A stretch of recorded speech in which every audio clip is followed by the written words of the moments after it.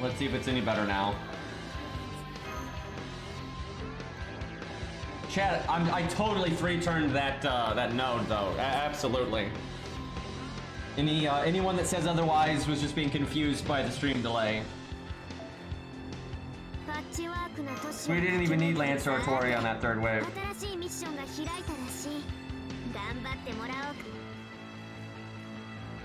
Now we saw it. You didn't see shit. Anyway, let's see. So I know you need to kill a lot of spellbooks in this event. I remember that. But we got some main story I think we can do. Alright, right now we're not dropping frames. So I don't know. That's really weird. Generally, if something's fucked up with my internet, it stays fucked up until they fix it. So I don't know. Maybe it's like an issue in my area or on the Twitch server in my area or whatever. I could always try switching servers, but that's a pain in the butt.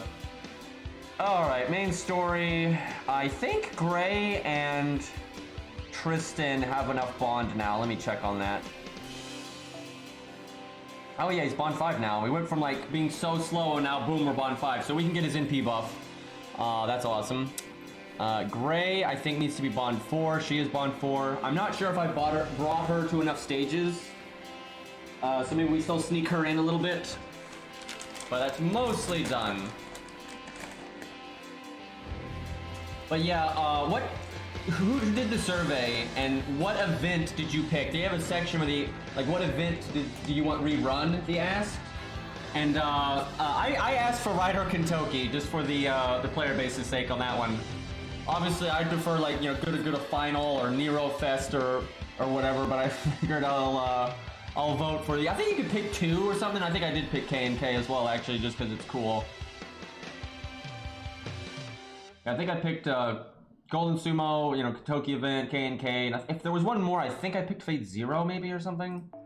But yeah, the Kentucky one was the first thing.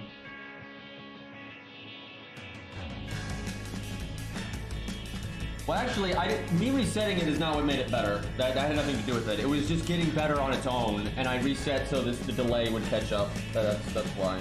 But yeah, I don't think me resetting it had anything to do with anything. Apparently we're summoning Canis. Sure, why not? Let's see if she can solo. Whose Canis is this? Oh, it's my Canis. FP! Guys, I need coup coins. Fuck it. We'll do that.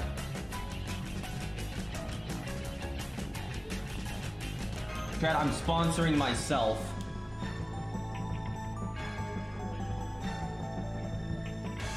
Yeah, and they asked for like your favorite series and all that, and I picked Fate Strange Fate. Even if they use this feedback, you're not going to see the results of it for ages. I mean, it takes a long time for that stuff to work its way down the pipeline, and you got the, you know, development team switching hands and everything. So honestly, I have no expectations for FGO for like the next 3 months.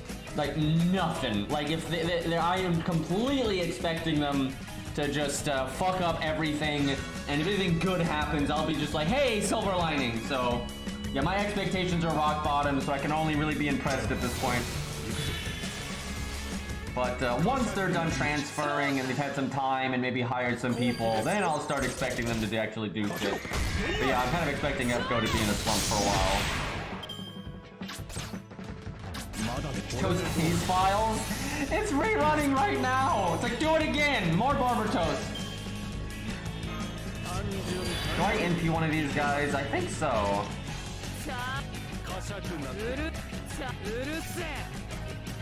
Chat, do you think Canis respects her elders? I'm not so sure.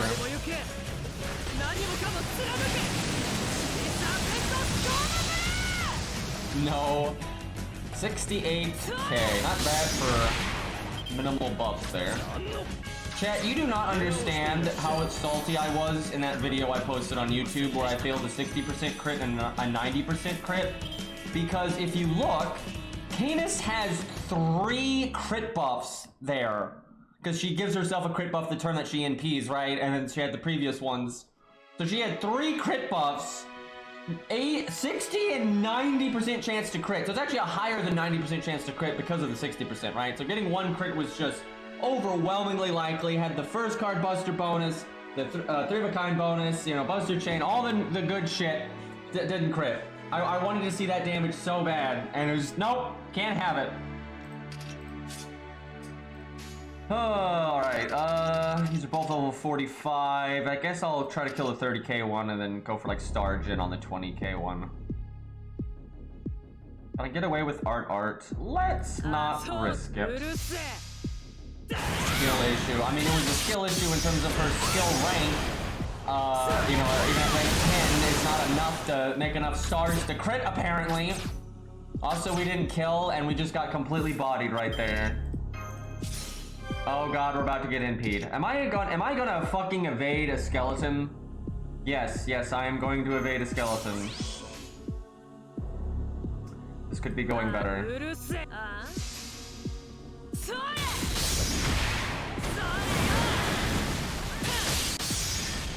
And Cairo has corrupted my stats. Great use of evade right there. Alright. Do I do my third skill for stars next turn? Yes, I'm gonna have faith that we're not gonna need guts. Although that's not maybe the smartest thing I've ever done, considering I just wasted my evade, so... Would a crit with literally any of that to make more stars? Okay, 28, and then we star bomb. Hey, Otto with the 27. Sonic Canis. I'd make a good emote, honestly. Oh, I see, it's Oceanus, but it's regular Medea instead of Medea Lily. Hey, this is an upgrade, honestly. Alright, time to yeet Herc here. Alright. See, now we're gonna crit, but we're not gonna have as many crit buffs as we did in the video. Will she do 200k with her NP to a Berserker? She's level 80. She's attack up, buster up. I'm gonna say no, so we'll do that. See if the one plus, that should do it. It'd be cool if we could one-shot Medea, but I don't think that's gonna happen. Okay, we did a little bit more damage than I was thinking there. Oh, baby, come on, extra attack. That's what I'm talking about. Didn't technically one-shot, because like, the Buster didn't do it, but still one-turned it. Now see, imagine that in the video where we had 3 crit buffs, right? Like, it would have been even better. Although we weren't counterclassing, but still.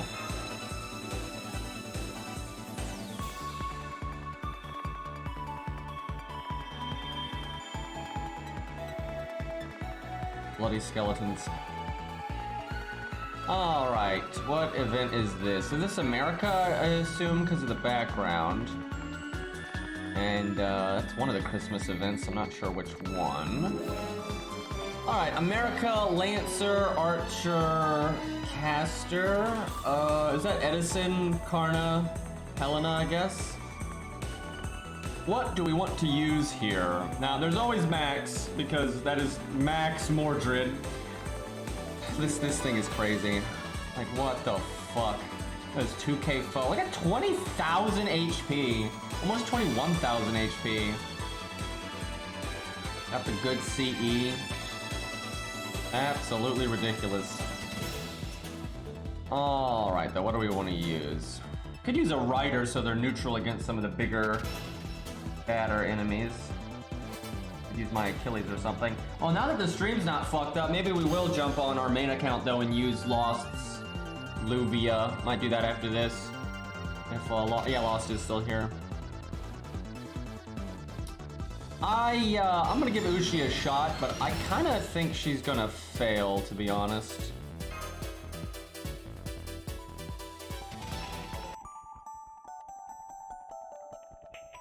Some nice calm music here.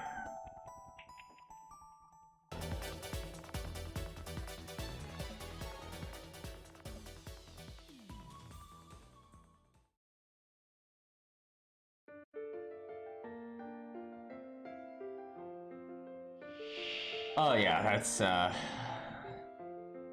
definitely the stage I was thinking of. Oh, I see, it's Tesla instead of Edison though. I see what they did there. Boy, they really never give those two a moment of their own, do they? Well, we kind of need to kill Tesla first because he NPs every 3 turns, has Pearson vulnerability, and is just way more threatening than the other ones. We are absolutely fucked. Like, they're almost 300k each.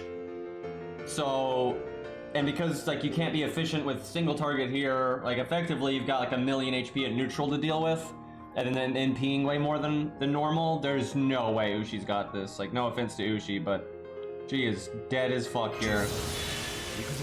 I'll be happy if she just kills Tesla, to be honest.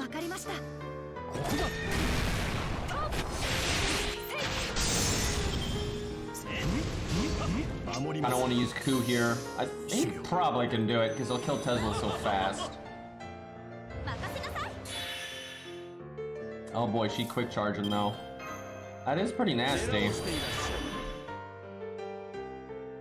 This is not a good turn to Star Bomb.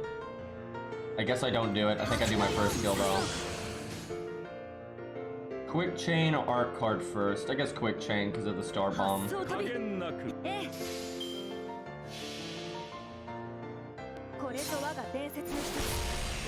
Nice turn, Tesla. Yeah, he missed his charge. So he got the charge from the little shit regardless. Helena, that's the one.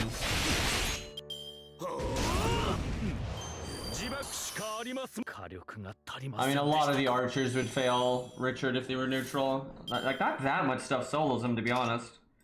I mean, things that are super prepared generally do, but... Okay, we do this.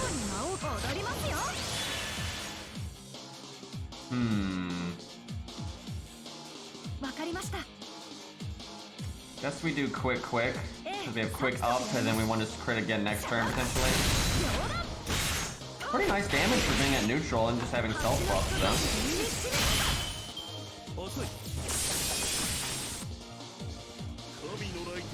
I almost wonder if Ku would want to keep Tesla alive, just because that'd be the one problem. It's like, you kind of want to keep your counter class alive the longest because they do the least damage to you, but that's worst when it's Tesla, because Tesla's the strongest. You'd want to be like a Saber. I think Saber would probably be the best if you were trying to do it that way. Although you deal with the Archer countering you, so then you're kind of fucked up. But yeah, leaving Karna alive wouldn't be a big deal, but leaving Tesla alive is kind of shit.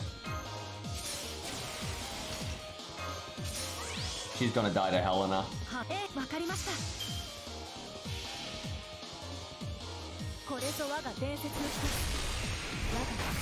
Yeah, the Tesla Edison thing, I agree. I'm really tired of it, and it's like their crutch. They don't ever write those characters, and it's just so much wasted potential. Because several of the other characters, they have like these stupid ongoing jokes that they always use, and it gets kind of annoying. But a lot of them still get some characterization in the more serious stories. But yeah, Tesla and Edison don't really get much, especially Edison. At least Tesla's had a couple of moments without Edison and not being a joke, but Edison really never has. Just one shot Helena real quick, no problem. Do 90, 60, 80. Well, she killed one, and looks like she's getting pretty far on Karna, so like 1.5, a little over 1.5 actually. If she didn't die right here, she could probably kill 2 of them on a good run. Always guts theme, man. The music is aware, this is our end.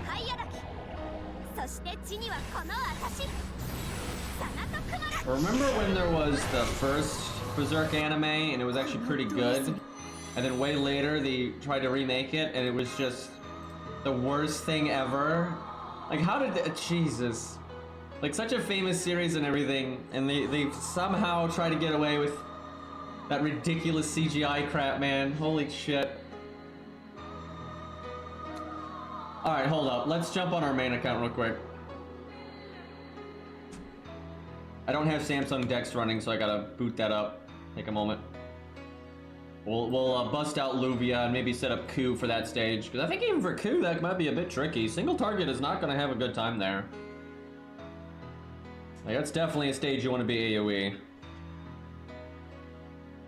Of course, my phone doesn't want to pick up Samsung Dex, because now I have to plug it in and unplug it and all that. The old show had good music, though. The problem with the old show was it only covered like the beginning bit. Because way back then, there wasn't that much Berserk actually out. I haven't kept up with Berserk super well. I know after, though, where the anime stopped, there's some, like, arcs that get kind of weird and kind of fillery that aren't the best, but I'm not that educated on it later on, so...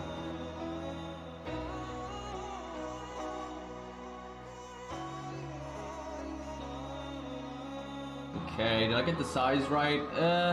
Not quite, but close enough.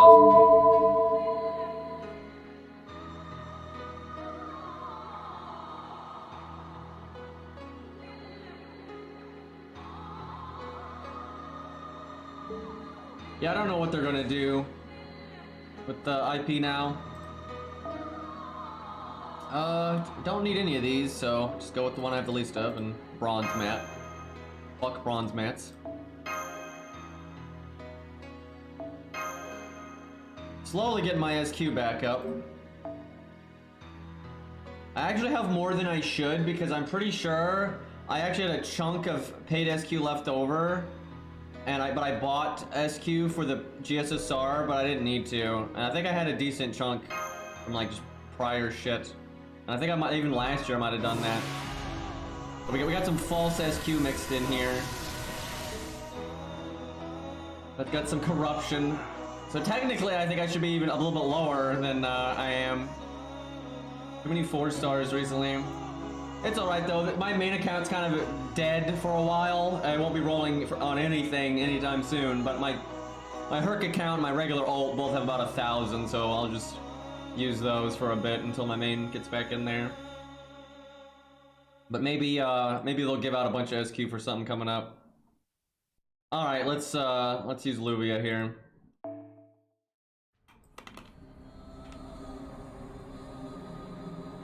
Wait, no, it's not that one. All those Liz strengthening quests.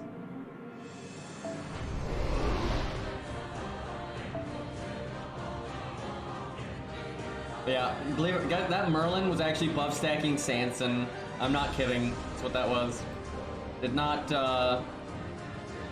impress, to be honest. I mean, it's still, he did a lot of damage. It's just, you know, Sanson. All right. Guessing she's all or extra. Crazy that, but I'd like to point out, I really stand by what I said. Me and Ari were talking about this on stream about like getting 120s for low stars versus high stars, and I was in the camp that high stars are easier to get to 120, and I feel pretty validated or vindicated or whatever, because I mean, look at chat. I mean, how many 120s have you all seen, and how many of them are low stars?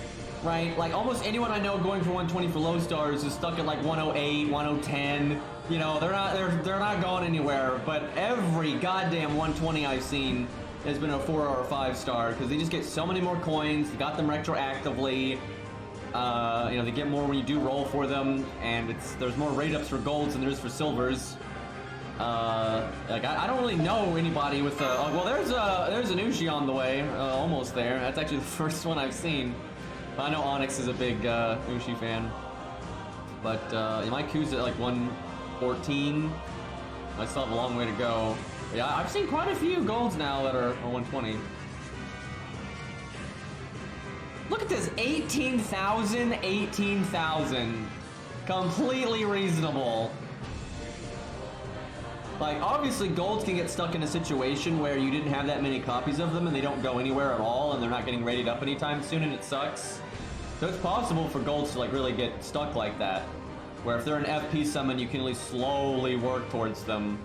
There's, like, a light at the end of the tunnel. But it's also really possible that people already had a gold with a lot of NP ranks, already got their bond up.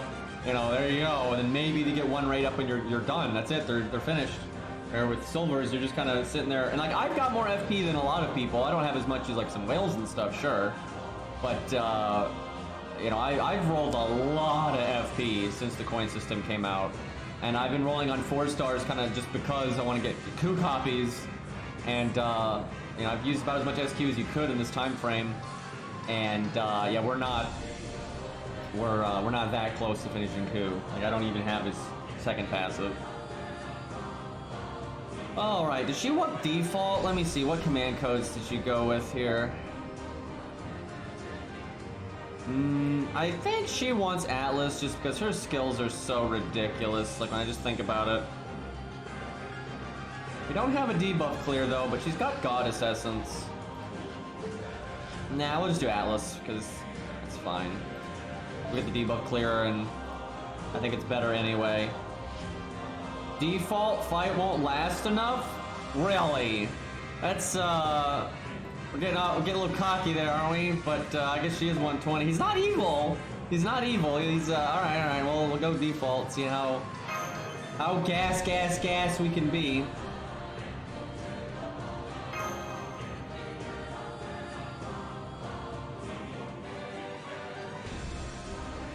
Goddess Essence really is a good passive, especially if you have magic resist to go with it. It's crazy.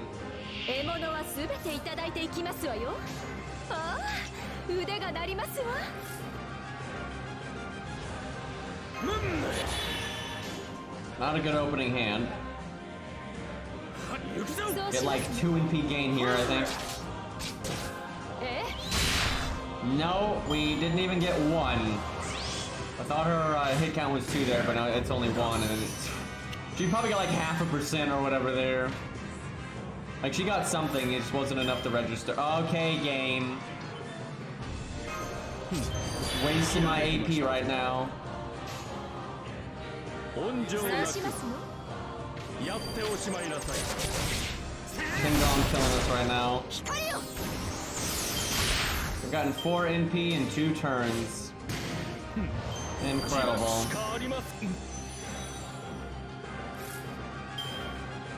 Yeah, we're not, we have to get in range of our 3rd skill. That's like the best timeline. Okay, we want overkill. Is that enough? Oh, we got a crit. How about that? The bad news is we're gonna murder our stars. I don't think there is a male equivalent for Goddess Essence because I don't know, sexism. That goes pretty like that though. Like there's way more anti-male effects than anti-female. It's not even close. You know, things like Goddess Essence is. I don't think they're even trying to do that. It's just waifu hype. That's all it is, I think.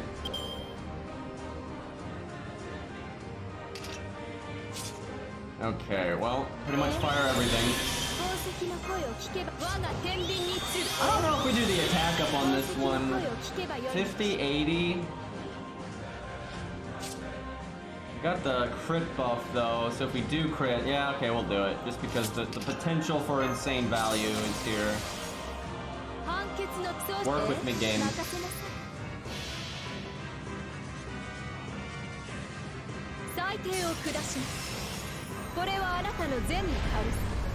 Marjuna alters like mini gods, male and female, technically.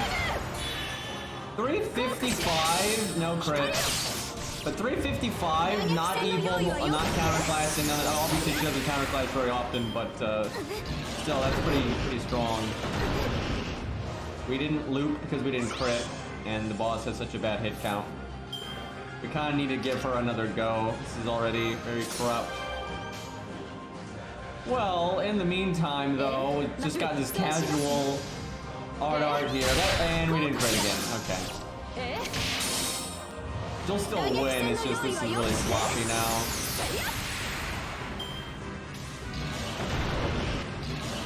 Let's see, did he have any pure gods? Because there's loads of playable goddesses, but a lot of the guys are demigods. Did he have any full-blown ones? Huh. I mean, the God Juna is kind of, but he's still not exactly what you get with like Luvia. Or you know, Ishtar and stuff, you know, because he's like a culmination of gods, and you know, Arjuna kind of comes through it at the final stage and everything, so it's not exactly the same thing. Like, on paper it should be stronger in a way, I guess it kind of depends, but yeah, I guess Asclepius, actually, he did become a full god eventually. That's not exactly the way you summon him, but I guess that kind of counts. Okay, Romulus counts, I would say, because that version of him is the god version, and you also normally can't summon him and stuff. Herc is in his demigod form. You don't summon Herc as his god form. Like, Jill even says that, so yeah, that's just him in, like, before he becomes a god. Romulus is probably the closest thing. Yeah, I bet you if they added Zeus, he probably would get something, though. I bet you he would get, like, Chief God, something like that. Now, they might make it a skill instead of a passive. It's hard to say. But I really do think if they added Zeus, they would do some kind of nod to the fact that he's a Chief God instead of just a regular God. And they probably would give him something pretty meaty. Yeah, honestly, Romulus is about the only god we have. There's way more goddesses. Not even close. That's weird. I didn't even notice that until chat brought that up there.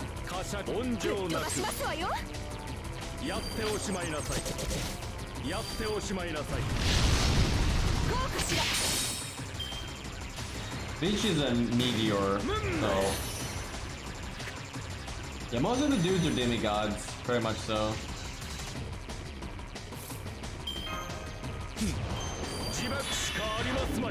Okay, well, we got our NP pretty easily this time.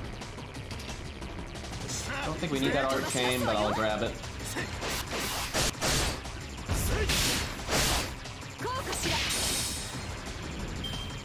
So what I'm getting at, Chad, is you gotta add Zeus to even this shit out. No problem. Chat, wouldn't it be awesome if they added Zeus, Demeter, and Aphrodite all together? That'd be pretty awesome. Like, what a banner, dude. That'd get people so hyped. And they already got designs, so, you know, why not?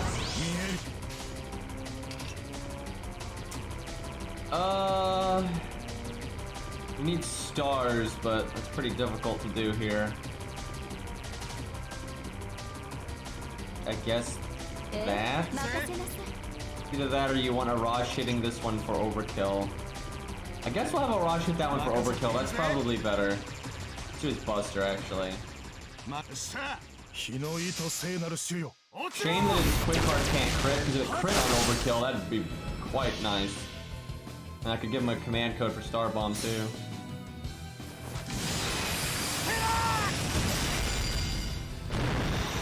Yeah, they don't do double SSR often. They've done it. They have done it, though. They absolutely have done it. But they could make Aphrodite and Demeter 4 stars. I don't know if they would because they're so popular. But they could. I mean, they've made other popular things 4 stars before. Like Zeus is obviously going to be a 5-star if they ever bothered to add him. Big if on if they're going to add him there. But all right, no third skill here. Definitely not. Trip up is nice and everything, but we don't have that many stars, and I don't need battery, so. Fuck it.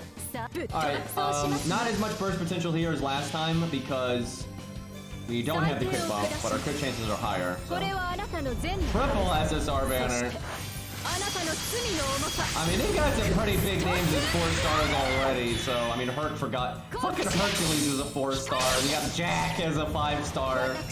Like, they try to, you know, make sense out of it, but, I mean, there's a lot of nonsense throughout FGO. Because, you know, again, it's way more about what they're relative to, more so than what they are.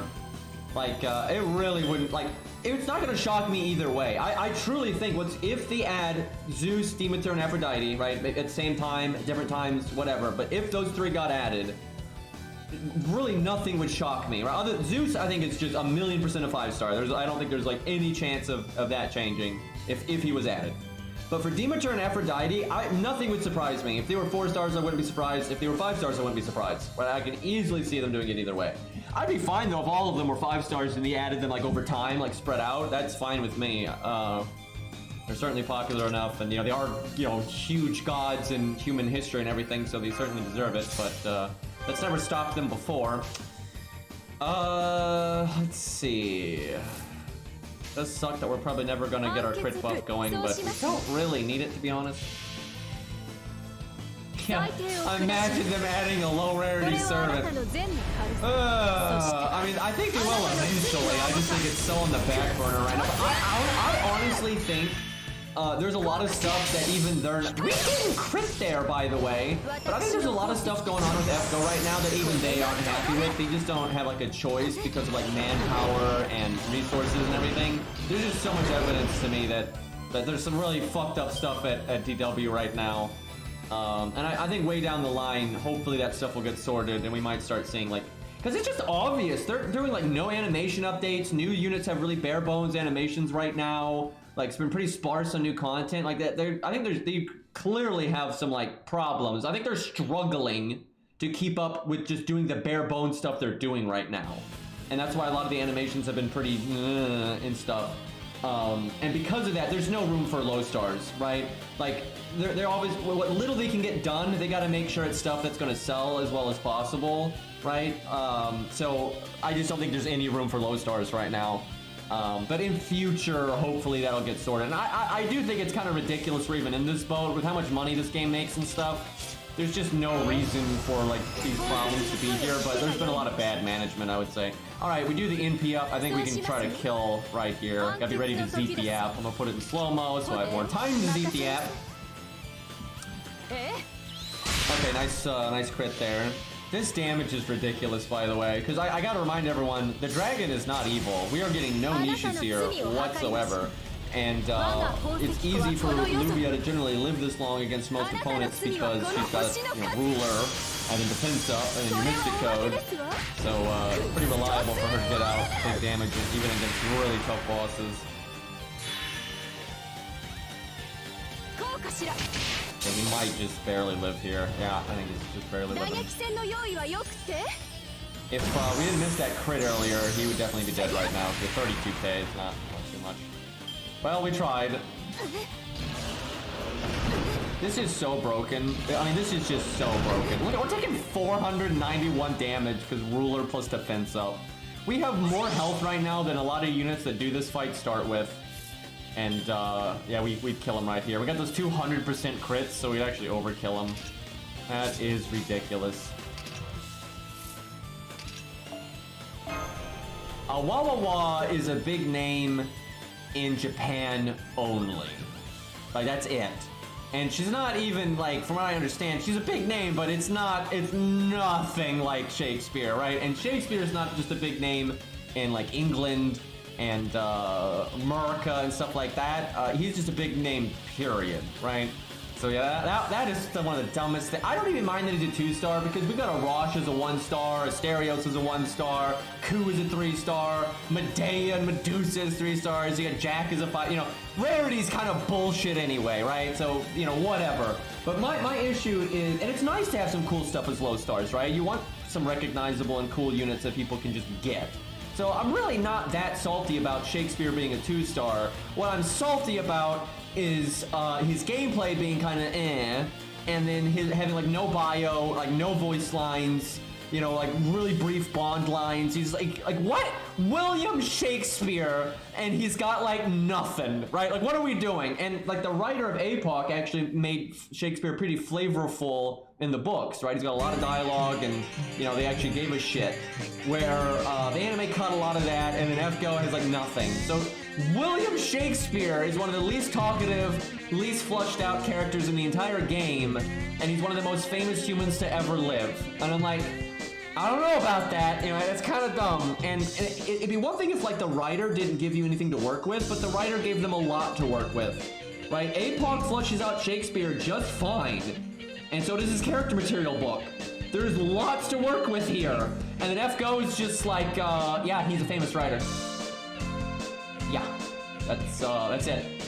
It's like, okay, you wanna maybe expand on that? You know, same with Spartacus. Obviously, Spartacus is not as famous as Shakespeare. Well, he is quite famous. That's a very famous story, but, you know, his bio is a joke. Like, APOC stuff got so screwed. The early APOC stuff, they were, like, clearly dodging, putting in any effort. Like, if they're, correct me if, like, chat feels different, like, let me know if you feel differently, but I think out of all the characters in the entire game, and I know there's several that are contenders here, but I think the servant that deserves, like, a My Room, you know, bio update the most, where they just add completely new Bond lines, completely new bio, like, super revamp their voice lines, it's Shakespeare. Like, yes, Spartacus is just as sparse, and so are a lot of the other, like, day one servants, especially from APOC and such, but, like Atalante, right? Her voice lines are ridiculous. But, like, Shakespeare is just so famous. And there's so much potential there, right? Like, yes, some of the other servants are really sparse too, but he's just as sparse as they are, if not more, and then should be, like, the most talkative person on the planet. And he's also so famous. So how do you have someone that's that famous and so famous for language and all these things, and he is so talkative in like the APOC books and everything, and then he's just nothing in the game, just nothing, right? Because no offense to Atalante or anything, but she's not exactly, how do I put this? She's not the most, not a go-getter, right? She's not that talkative to begin with, so like her bio being kind of brief, although it's kind of silly, it's not like, you know, that much of an opportunity missed, right? But yeah, Shakespeare, I think it's just a massive opportunity missed. But yeah, it is kind of dumb. You got like Shakespeare 2-star, Awawa 5-star. It's like, yeah, there's no bodies in here. I'm not hating on Awawa or anything, but it's like, it's nonsense. But there already is so much nonsense with Rarity. I mean, Jack is a 5-star, and Asterios is a 1-star. And like, Asterios could beat like 5 Jacks, so it's like... And Romulus is so powerful. Regular 3-star Romulus is so powerful that the Moon Cell has to put him on like the far side, right? And he's a 3-star. And Hot Wheels, dude, Hot Wheels is pretty damn powerful, and he's a 4-star. Now I guess 4 stars, you know, kind of up there in rarity, but like Hot Wheels would obliterate Jack. I mean, just obliterate her. Anyway, yeah, he's a 4-star, but he would have been a 5-star if he was like added for White Day alone or something. But him being relative to God Juna, it's, you know, that's kind of why he's 4-star. All right, well, I need to set up Ku. We wanted to use him in the event. Asterios can't really defeat Hercules just because he doesn't have like a way to, you know, kill him that many times. But he does have a higher strength stat than Hercules and a higher endurance stat than him, so you could definitely hold him off for a while. Hercules is probably a bit more dangerous though because of his skill and his weapon and all that. But if you use the maze and stuff, that'd be an awesome fight. I'd love to see that in a different context in Oceanus, because in Oceanus it's like fated that Asterios has to die there, and they're on a fucking ship and all these things. But like if you could have an actual fight with them with no plot armor and, you know, just like on a normal battlefield, so you know, they're obviously going to have Muses NP and things like that. It'd be pretty interesting, I think. Yeah, Asterios has really high rank in monster strength. He's pretty crazy, honestly.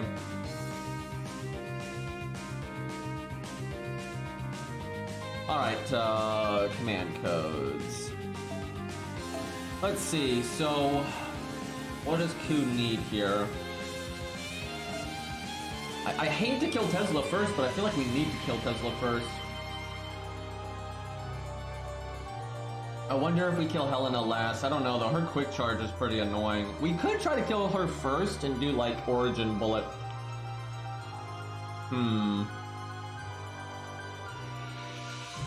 Let's not use any crazy OP craft essences right now and see what happens.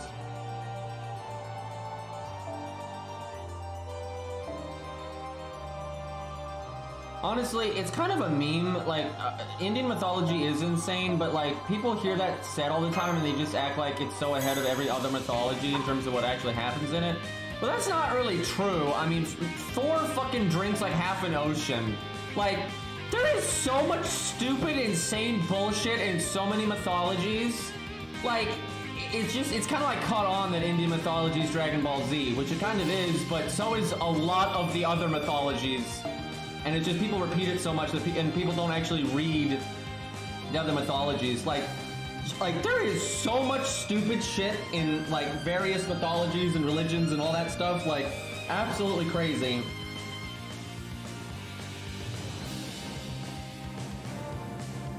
And also, you just have different writers. That's how it is for all these old mythologies, right? They didn't have copyright, so you know the like Greek gods are shown at all kinds of different power levels, right? They're all over the place.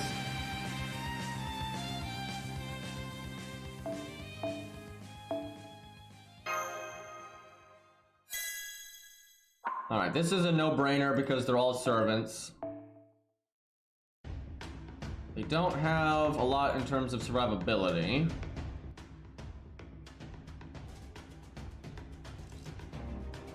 Could do anti-stun, but I feel like there's not a lot of debuffs and I can just use Atlas. Default might be better though. We might need to go gas here. There's just a lot of NPs coming your way. I might even save my first PFA. Hard to say. If I kill Tesla, I don't think I need to do that, but if I don't kill Tesla, we might actually need to save PFA and not cast it until the first NP is used. I'm not gonna do that at first. I'll do more standard stuff at first, but if that doesn't work, might need to. I don't think they have any defense buffs. Okay, well I know I'm gonna do Star Bomb. That's easy.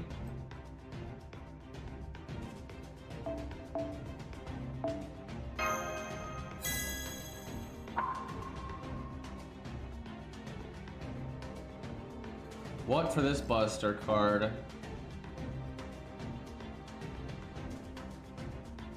There's 2 males, 1 female, so I could do the anti-male one. There is 1 divinity. I guess I'll just do anti-male and take out Karna second. I don't know though. Helen is a problem with the quick charge.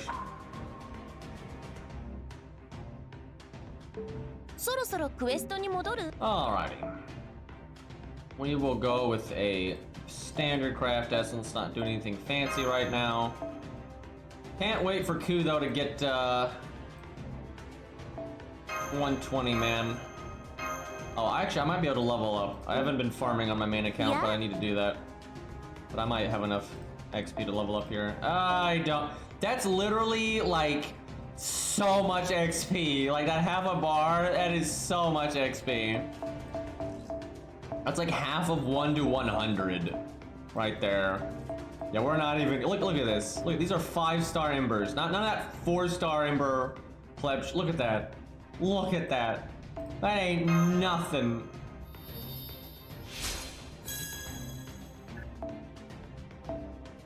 Yeah, we're gonna have to really grind that if we actually want to level anytime soon. Alright, let's go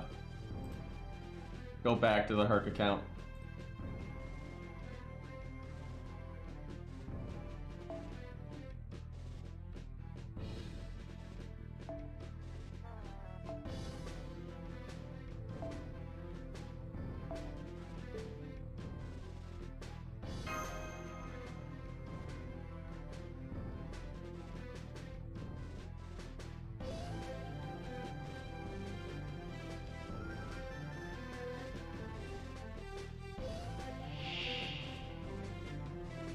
Yeah, most of the Lost Belt Kings are much stronger than the regular versions because they're normally juiced up by something that happened in the Lost Belt.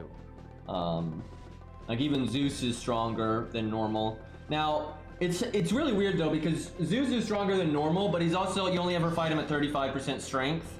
So it's hard to say if him at 35% strength, like is that as strong as he was at 100% in his regular timeline? Or is he still stronger or is he weaker? I don't know. It's really hard to say with that kind of thing. But yeah, Zeus is juiced, it's just you don't fight him at his full power, not even close. Because I don't think they could really justify a way that you would win if you did. Honestly, it's pretty hard to justify that you win anyway, but like even at 35%, that man is ridiculous.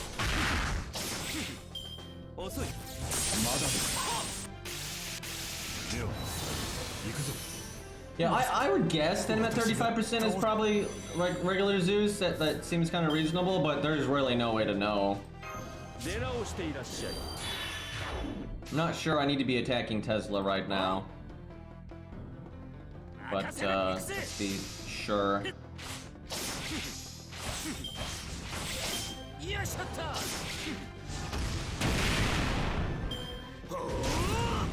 People always bring up the Rongo Bongo thing with Morgan, but it doesn't mean anything. Like, it's not particularly useful. Like, what are you gonna do? You know, fire 9 Excaliburs at the same time? Like, that doesn't, like, it doesn't help very much.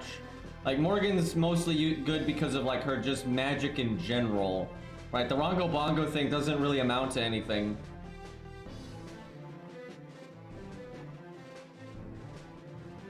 Yeah, I'd imagine if they made an anime, I don't know, if they made an anime, like look how much they changed the Tiamat fight for the anime to make the main character more important, right? They'd probably do the same thing for Zeus. Logically, it should be pretty much Romulus and Mars, mostly against Zeus. And that's what the voice lines kind of imply. But, you know, they're gonna, I mean, Masashi's gonna be there. You think they're gonna resist having Masashi, like of course they gotta make Masashi be, you know, the big important thing. And who else is there? I guess I think Sherlock's there, Canis is there, Mash is there. Canis probably does all right. She's not like in her full god form yet at that point, but she's still really strong at that point. Still though, I mean, Zeus is so ridiculous. Like, has anyone read his character material book? That is like the dumbest shit ever. And like, their detailing is 35% self, not his 100% self. So it's like, this is a little out of hand. I don't know how Mars got that.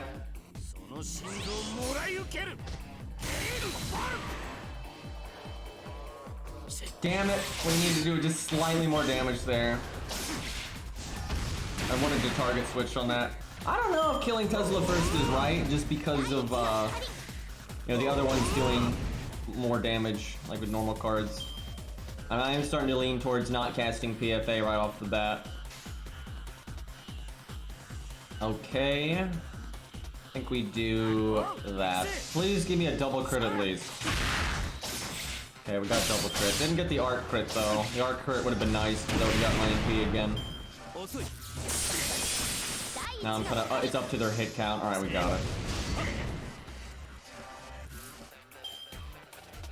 Could have Guts just go off now, but I don't think we need to do that. Last 3 turns though. We'll see.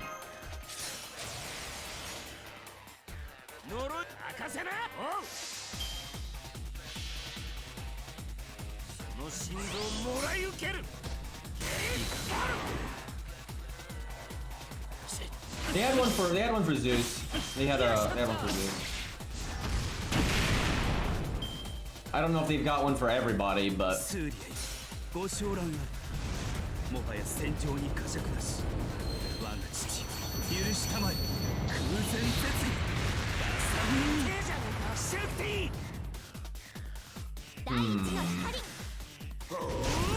gonna suck if we die to Helena. I'm trying to think if I let Guts go off here because it's 2 turns. So it won't, if I don't let it go off here, it probably won't go off. The thing is, if I do PFA, I could do my 3rd skill and potentially get 1 more turn out of my health bar. Which would definitely be the play if I had like a heal command code, but I don't, so it's a little tricky. This is a tough call right here. Let's see, if I let Guts go off, then I'd PFA next turn. And then I would cooldown reduction, which might actually whiff a bit on the Guts. I'm not crazy about that. I think we'll PFA now and then heal. If I was gonna do that though, I should have already healed, because the cooldown would be about back by now, and I could have even more health.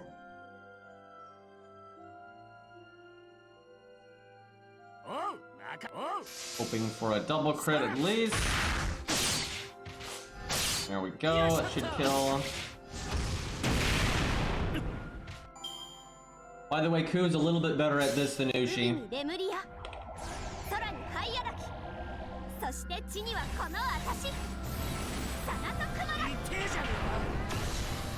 What's wrong with the music?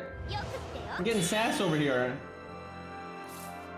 97%, god damn it, game.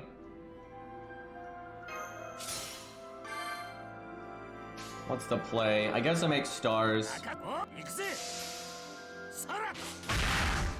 The song is fairly quiet. We'll turn it up. Kind of atmospheric, but it's good. Dude, Fullmetal Alchemist, I have such strange feelings about, because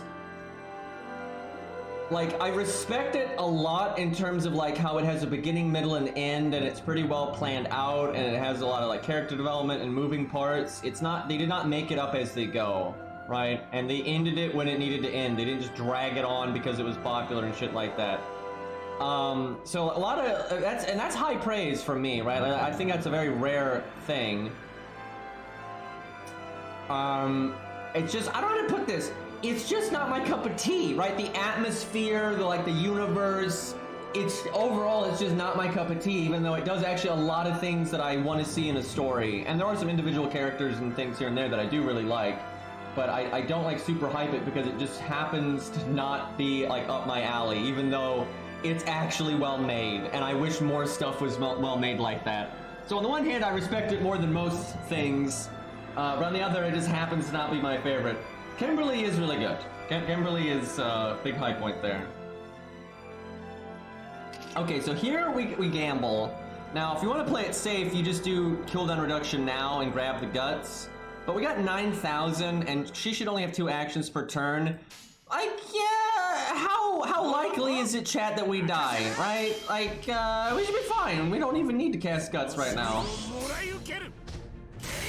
The thing is, I don't know if I need to gamble. We might win no matter what. Yeah, I don't think there was any reason for me to gamble like that, because I'm pretty sure we have enough value to win literally no matter what, as long as I just don't die. And before Buster crit. Okay, we actually probably would have survived a Buster crit, so it wouldn't have mattered, but yeah, I don't think there was any practical reason to do what I just did. It would be if the fight was gonna like keep going on for a long time. I needed the like absolute max value. But that's not what's going on. Now I could heal here, which would lower my attack up, but it'd be another chance where I just don't need guts, and I could just save PFA. You know, I'm gonna do that because I don't think we need the attack up, and it's kind of interesting to see like, how far we'll go.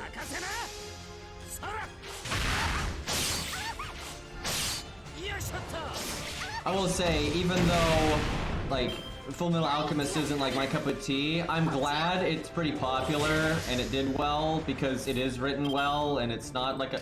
Okay, she is so dead because we have like massive overkill, we have huge attack up now, and then she didn't even proc guts, so we'd get another turn which have to proc guts, and then I would do PFA, and because she only has 2 actions per turn, it's actually possible that it would take her 2 turns. Actually, it probably would take her 2 turns to get through PFA, which means I could cast Guts again, and we probably would have killed her like 3 times by then. So 'cause that's a lot of turns. So she is super dead, and we would crit next turn too.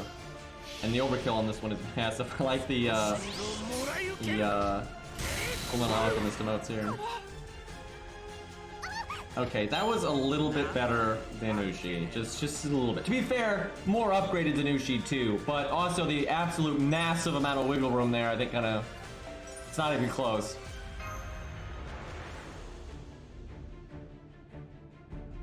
I really do think they fucked up with Helena's design. Like, you know, they had the design changed because I think they thought it would be more popular as is, but she really isn't popular as is. Like, she really isn't.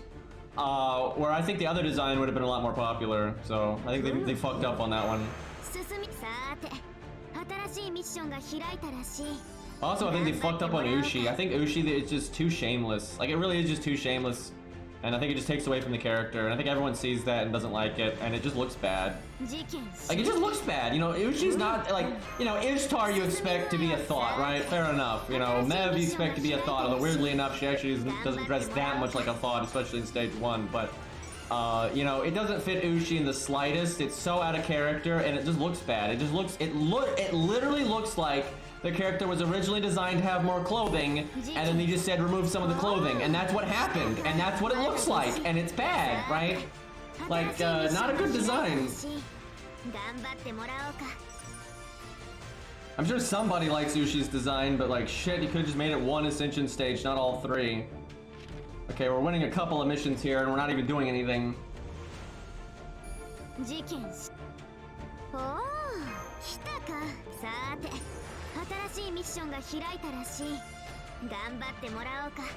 Yeah, Helena's design is not exactly stupid, I just don't think it's as popular as the other design.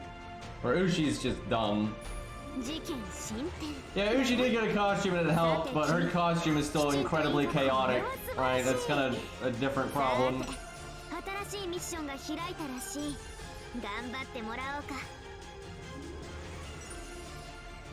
I wish the Gwaine fight was like the actual Gwaine fight. There would be fun to be had.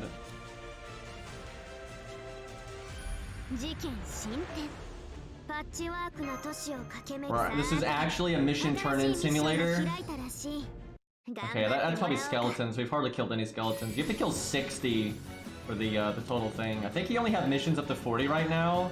But you can go ahead and kill 60 and you'll get credit when the time gate unlocks. There's a lot of stuff like that in these events. Hey Rabbit, what's up? Yeah, I think you need to kill 60 books, 60 skeletons, 60 golems. You might need to kill 60 of some other stuff, I'm not sure. Okay, we have stuff everywhere, like just every fucking where. Look at all this nonsense. Let's do the free quest first, even though it's the boring thing, but let's just get that out of the way.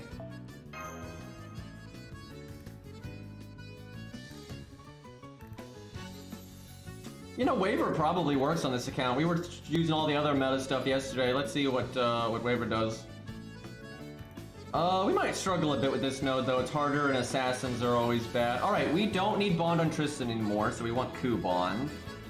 I don't know if we need to bring her more or not. I might bring her a few more times just to be safe. Make sure we get those missions done. If we fail here, I don't think it's gonna be Waver's fault. I'm just not sure we got enough oomph with this.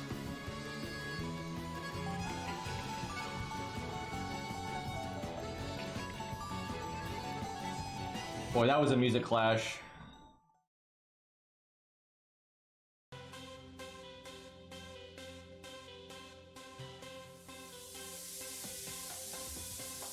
Alright, chat, how many of you have a 120? An F-Go. I don't think a lot. I don't have one, you know, it's tough, man. I don't get those fucking coins. If my favorite happened to have been like Mordred or something, I'd be a lot better off because I already had her in P5 and I could pick her as my free 5-star, all kinds of stuff. Actually, I did pick her as my free 5-star, excuse me. Anyway, I'd be more likely to get that to 120 before Ku. It's gonna take me a while to get Ku to 120. 81% say no so far. Yeah, I had a feeling it wouldn't be a lot.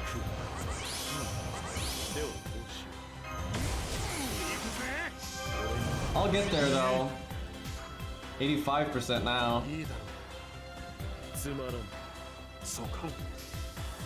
Like nothing will stop me. I will get Ku to 120, but I don't know if I'll get it there quickly. Like there's just no reliable way to get 3-star coins quickly. Like no way. You'd have to spend like thousands of dollars to do it, and that ain't gonna happen.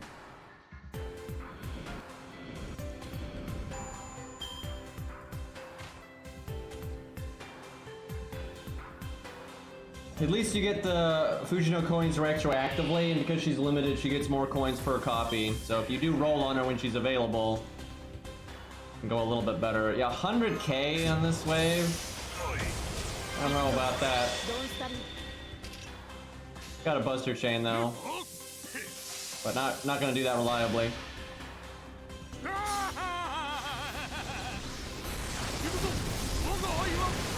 I mean, only 50 people voted, so I think a lot of NA people just didn't vote.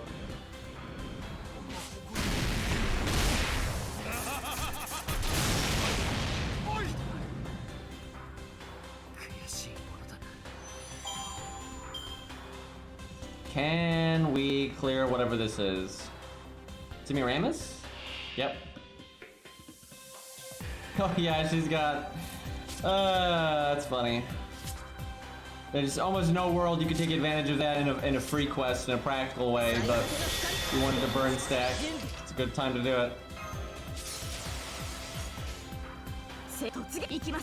Somebody get Tomoe in here.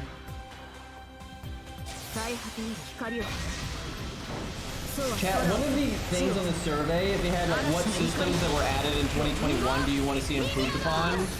And one of the answers was the coin system. I have a feeling a lot of people answered that.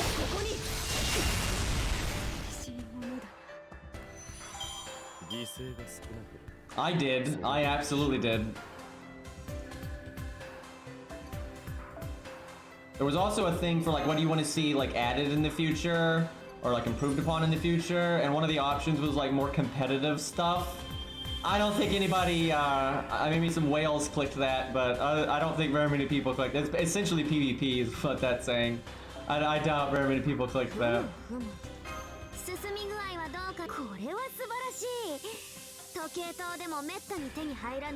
Yeah, I don't think anyone's like the coin system. You don't have to be like a, you know, super hardcore like video game, you know, documentary guy to like figure out the problems with that system. It's very blatant how much of a cash grab it was, right? You really don't have to be paying that much attention to see the scumminess in the coin system. So I think most people aren't happy with it, and not only that, you just can't use it for most of your characters that you like. And it's just annoying, and it's not an interesting, like, engaging system. It's just, hey, money. Like, that's it. Like, it's money. Like, okay. Alright, we have another free quest to get through here. Okay, now see, I could summon that guy's waiver, because he's actually above mine. Right, he's 10, 10, 10, all that good stuff. But see, summoning myself, though. Gotta get that FP so I can get coup coins. Speaking of coup coin system. We're jipping that guy.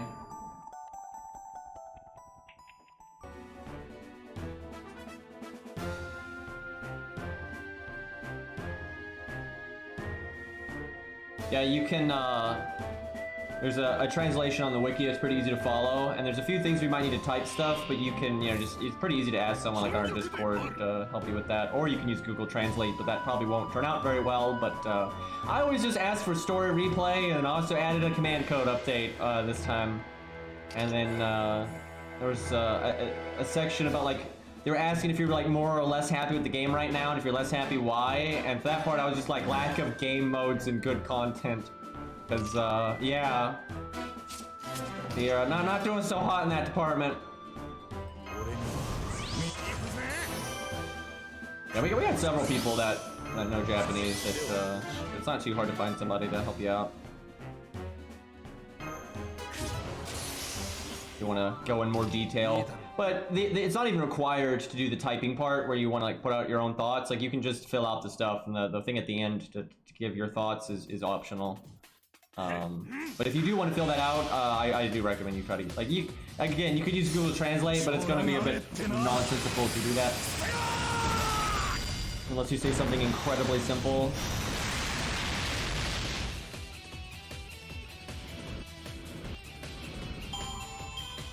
Yeah, roguelike could work, absolutely. Especially if you had like a map, like a dungeon you worked through, and like the floors and stuff and the rooms you go into could have gimmicks, kind of like the bonus floors in the Galatea event were, you know, like kind of some, you know, that's a really good way to do it in my opinion, because those gimmicks were great because they were impactful enough to really change the way you looked at things and make you have to care, but they weren't so impactful that you had to like you had to use a very specific setup. You know, there were a lot of ways to approach it.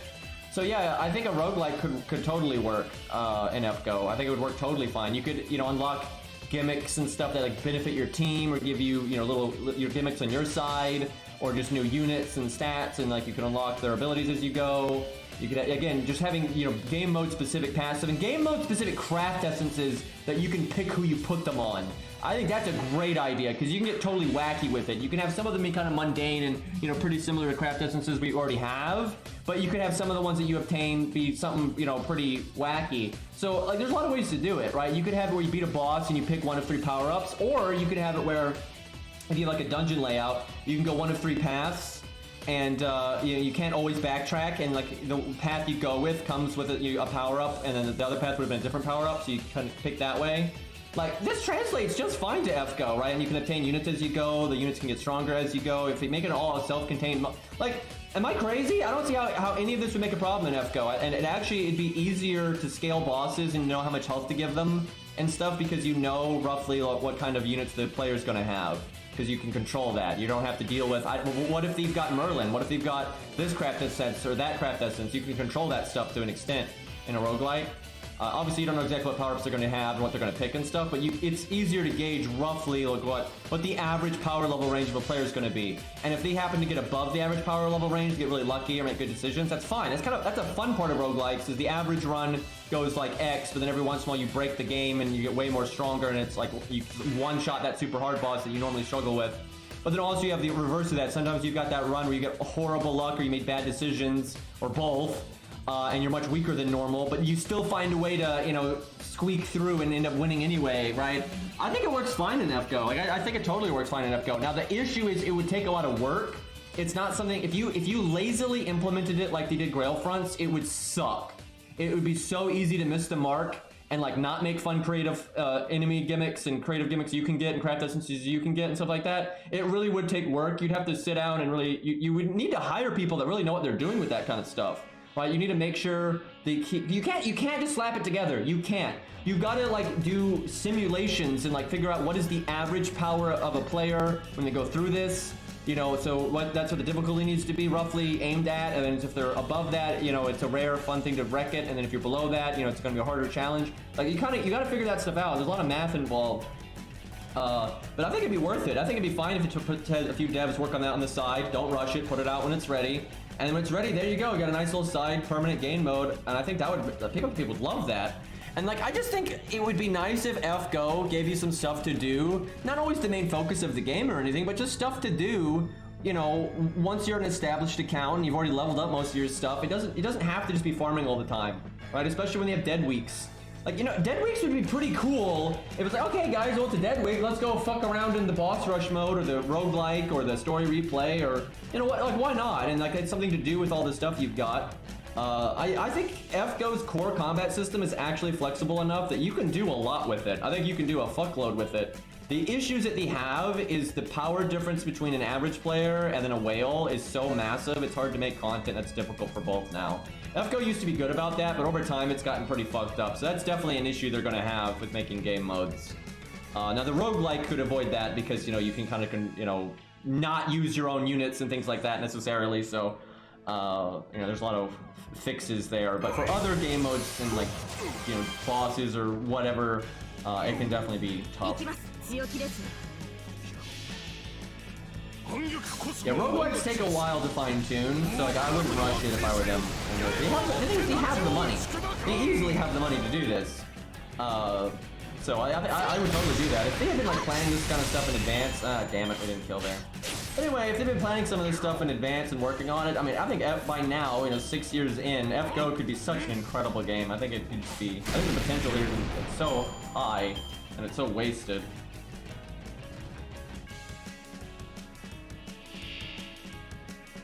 I mean, story supports have always existed, they're just normally optional. Forcing them is the problem. I don't have any issue with... And here's the thing, I don't mind, I truly do not mind stages where you're not allowed to use friend supports, because it makes the game harder and that's okay. I actually like when players, you know, can't get carried by their friends Castor or Toria, right? I don't really mind that from time to time. I think every singularity should maybe have one stage where you gotta stand on your own and figure it out, right? And I think most people are okay with that. What people were, there's a reason, most people don't complain about story supports that much. There's a reason why Lost Belt 6 had way more complaints than the other ones, is because it's not like the other ones. It's not. You have like a full team of story supports, and you would have times where you had to use a story support, but it wouldn't take up the support slot. And then you still had to summon it. So you can't argue this, right? I think everyone will agree with me on this. Even if you like story supports, I think everyone can understand why the majority of the player base, a big draw for this game is using their own units. Because that's like a huge draw of the game, is like, oh, you can use your favorite units from the various things from Fate, and you can level them up and make them stronger. So of course, like, why am I leveling and making all my units if I don't actually get to use them when it matters, right? Like, of course people want to use their own units.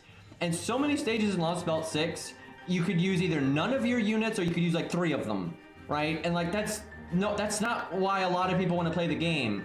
Like, and I know for me specifically, like one of the biggest draws is, yeah, I want to fight Gwen and I want to do it with my favorite units. Not the game's favorite units, not Bob's favorite units. I want to use my stuff, right? If I want to use, you know, all the things I like Darius or Billy the Kid, Mori, Ku, if those are the kinds of units I want to kill the big bad bosses with, that's what I want to do, right? I don't want to use fucking Castor or Toria or Shiro or that shit. Like, fuck that. Like when I face something like Fluffy, of course I want to face that with my stuff. That's like why I play the game, for God's sakes, is because FGO lets me, like, a lot of games don't let you do this, right? I'm one of those guys, you know, most of my favorite characters are going to be the characters that most people don't like very much, right? I don't generally like the mainstream stuff. I normally like things like Billy the Kid and that kind of stuff, right? And the fact that FGO lets me use those things and beat up these crazy bosses with those things, that's awesome. But then Lost Belt 6 is like, nah, bro. Now you get to use Shiro again and Castoria again. Oh, it's so fun. And like, it also makes the experience very samey, right? Like, a lot of times, like, how Cairo might beat something is very different how I would beat something. But in Lost Belt 6, almost everyone beats everything in the exact same way. It's very dull. Now, again, I don't mind if they want to give you the option of bringing a full team of story supports. If they want to do that, that's fine, right? And if they want to balance it so, like, it's possible with the story supports, you know, and you gotta, like, figure it out, it's like a preset thing as an option, that's fine. I would never complain about that. You know, options don't bother me. You know, if you want to let people bring, you know, 10 story supports or whatever, knock yourself out. But don't force it on people. And, like, if you don't want people to use Castoria from their friend, that's fine. But, you know, again, like with Canis and Demeter, right? It's fine to not be able to summon a friend, but you shouldn't have to bring Canis. You should be able to bring 6 of your own units and just have no support, right? That should just be an option. And if you want to use Canis, you can use Canis, right? No problem, right? People can play it however they want. But the fact that it's so, like, forced on you in Lost Belt 6, and it's just, like, why? And there, you cannot say that, like, Lost Belt 6, like, the story supports are more meaningful there in terms of the storytelling than a lot of the other stories, because they're not. Like, of course they're important to the story, but so was all of the story supports in every other story ever anyway, and you didn't have to bring those. So it's like, there's just no logic. Like, Bedivere is obviously incredibly important in the Camelot story, but they never forced you to bring Bedivere. But you could if you wanted to, right? That's how you should do it. Like, I don't, like, what's the argument? Literally, like, how is it a positive to force people to use story supports? Because I've seen, like, a lot of people on our Discord saying, well, I like the story supports in Lost Belt 6. It's not really about if you like it or not. Why is it not optional? And why is it forced on you? How on earth is that a positive, right? Like, I can't think of a single reason why it should be forced on you. When, again, you already had Camelot with, like, Bedivere being really important to the story and him not being forced on you. Yeah, the only other example is, like, Musashi, and guess what the other time people complained a lot was? Like, there's one other time people really complained about it, and it was Musashi. Yeah, the force stuff, not big on it. Thankfully, we have Qingong though, so you know that's always nice. All right, what shall we use? You know what? This is kind of lazy, but I feel like we got to throw this in every once in a while. It's what the account is for.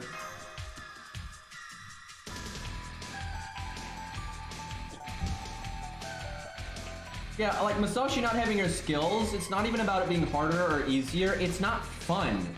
You know, team building is another aspect of the game that's really fun, and like wanting to set things up and, you know, do stuff. A unit with 2 skills is just less fun and there's less synergy and there's less you can do with it, right? That's why Sanson is so boring. He's got 1 skill all the time and he's not a story support, so yikes.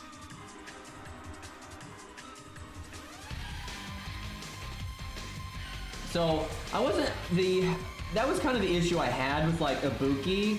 Well, she wasn't forced, but she was too strong, right? And then you had, like, 4.5, where you had the story supports that made the fights easier, but a lot of the fights were nigh impossible without them, unless you were, like, a Leviathan or just happened to have very specific stuff, right? Like, the whale boss is not reasonable to do without the story support. It's not. It's doable without the story support, but it's bullshit.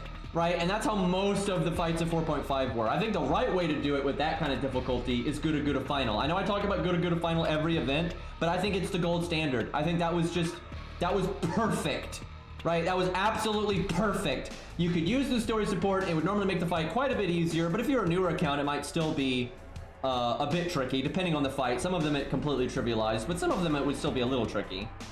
And then you could go without the story support, and then that would make it varying degrees of difficulty, anywhere from kind of difficult to actually really difficult, but never impossible or unreasonable, right? Like, Guda Final was really... That was such a good way to do story supports. Now, that's a little different than Lost Belt 6, obviously, because it's more about, like, the boss gimmicks and stuff, where a lot of the units in Lost Belt 6, you know, didn't exactly have that kind of interaction.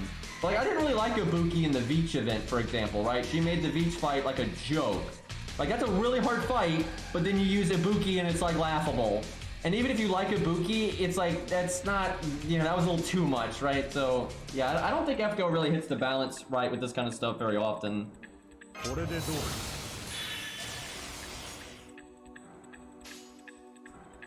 This is an atrocious opening hand, but thankfully Herc is so good he can probably weather it. But you know what? I guess we quick chain. Just fuck it. Maybe something good will happen.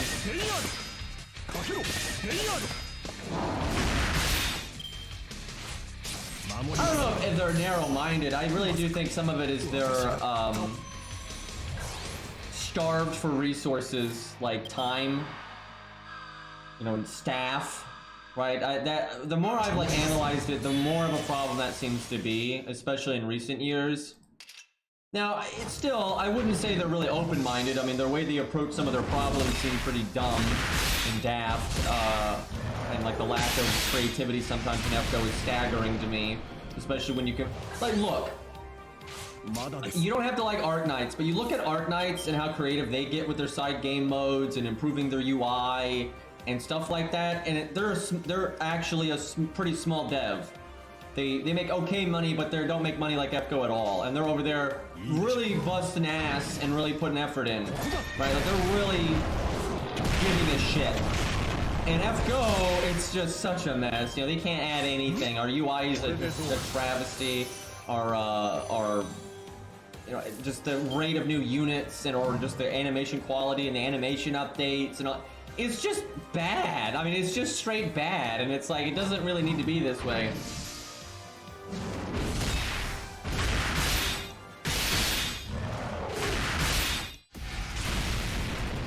One time they did something pretty cool though, and like I don't think their challenge quests are badly designed generally. They're generally pretty well done. Now there's some exceptions, right? But they generally do good with their challenge quests. And I like that Nobu challenge quest from one of those good events in the past, maybe Good 3. Where you could remove her buffs and then kill her really, really quick because she had like a bunch of defense buffs. But then she gained a bunch of unremovable buffs that made her do insane damage, so it became a damage race. And then the challenge quest was a damage race. But then you could also not remove those buffs, and then the challenge quest was more of like a balanced, you know, live long enough and get enough damage in as well kind of deal. So you had like two different routes that really changed what kind of setup you wanted and how the challenge was felt. That was really cool. I actually really liked that. Okay, this is actually quite, you know, 2 break bars, 3 enemies. This is quite the thing, but we're also using Hercules, so I'm not sure it'll matter, but we'll find out. Maybe they got some gimmicks here that'll fuck this up, we'll see. I'm not really sure why I'm killing Quetz first, to be honest. But that's what we're doing. So she doesn't even have an NP. Oh. Okay, no, we have a reason to kill Quetz first. By the way, I don't think they attacked us, and we used evade, so I should have saved my evade. But oh well.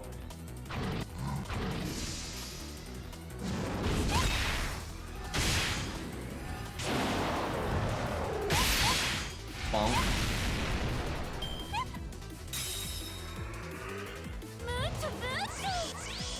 I tell you though, when FGO does do things right, it does it really right, and it can be so much fun to play. Like when they go to final and stuff like that, that was a blast. And the beach event actually had a lot of good stuff in it. Overall, I enjoyed it quite a bit. It wasn't perfect, but yeah, when and like Lost Ball 5-2 is just incredible.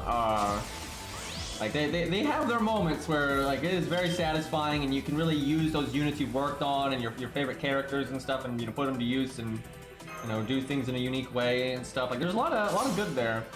Man, why do we gotta be NP1? Let's see. I guess what we do is maybe one Buster, then NP, then the other Buster. Cause I'm not confident he's gonna do 139. Normally I'd be like, yeah, no problem, but NP1, man.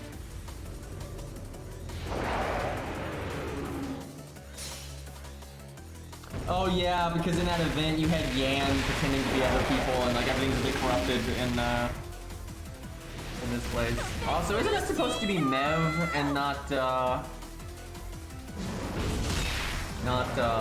Nursery Rhyme? That's an interesting timeline where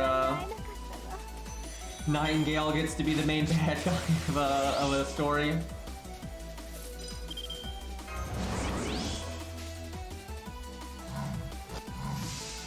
We're gonna do quite a bit of damage here. She's got that defense up, but we've got... Oh, that's right, I hit the anti-defense thing. I should have put that first.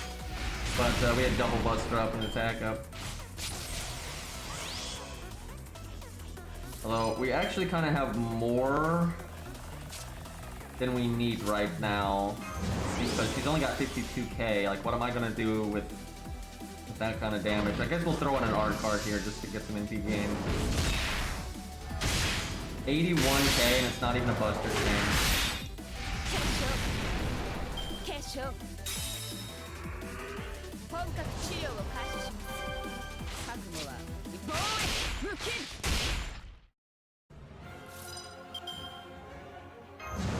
Oh, here we go again. And we still have invulnerability, by the way. We'll probably get our evade back again, actually. I don't know if the fight will go on long enough for that to happen, but we still have quite a lot of survival here. 75. Is she dead? Oh boy. Oh, not quite, man. We need that. We need that extra attack passive. We'd probably win like 2 turns faster if we had it.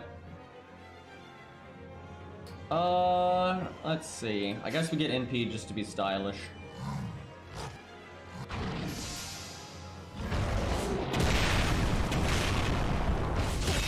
45k. Well, Mr. Lancer got to live the longest. What the beard this man has. Yeah, we didn't quite get our evade back, but we got it regardless. Needed the buff indeed. And this is NP1 without our passives, so it's more disgusting than this.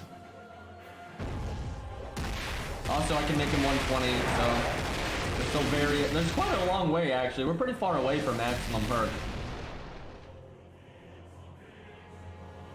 I'd actually be more okay with them buffing Herc again than Ku again. Like, I think everyone wants Herc to be broken because it's Herc. And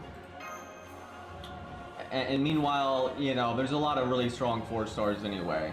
So, but with Ku, you know, his competition is just so in need of buffs. You know, we got Taiga and Baldy and Diarmid, Hector. You know, like, can we buff that stuff, please?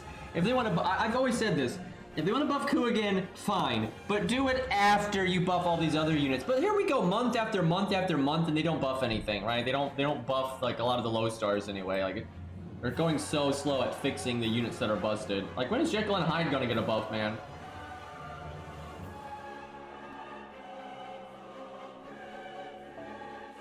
Alright, that's Quain, but that stage is unfortunately a joke. I'm guessing this is I think this is Saber Wars, when you first run into MHX, like that first boss fight with her from years ago. But I'm guessing it's MHXX instead. That's actually kind of funny. Did they write a scenario for this? Because I know some of them have like story, you know, that goes along with it. Let's see here. I almost want to use Herc because Foreigner. And I think he might be able to win anyway, but let's see here. What shall we use?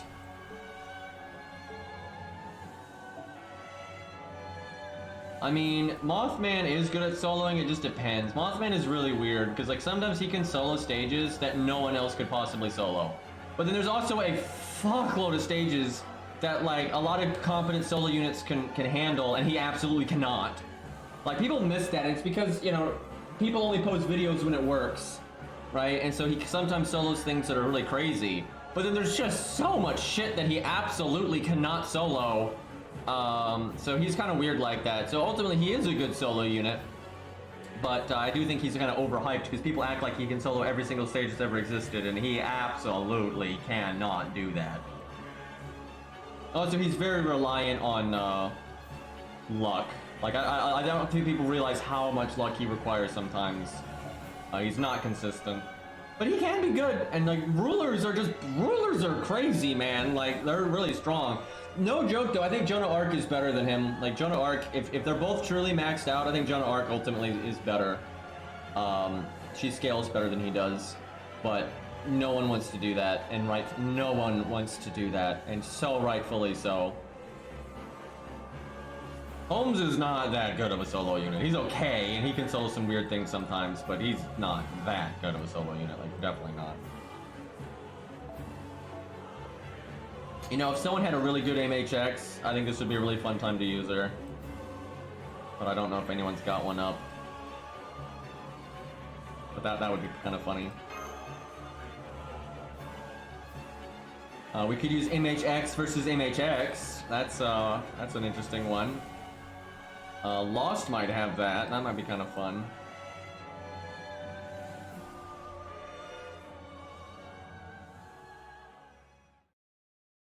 Does Lost have her up?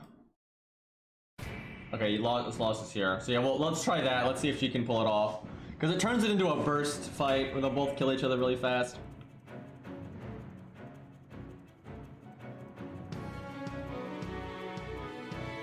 But there just is no best solo unit. I don't know why I have to talk about this so often. And like a lot of people get a really skewed view because of YouTube videos. You see a YouTube video of X unit soloing Y and like, oh, it's just such a good unit. But they don't realize like what all the things that they didn't solo and like how much RNG is in this. Or is there RNG in it at all? Right? They don't think about any of that stuff. And you know, because when you're making videos, you can cherry pick and only post a video, you know, for the fights that actually make sense for your chosen unit. And skip over all that shit that doesn't work. And ultimately, there's just so much apples and oranges. There's always like different gimmicks and different classes and different situations where so many different things are favored or penalized.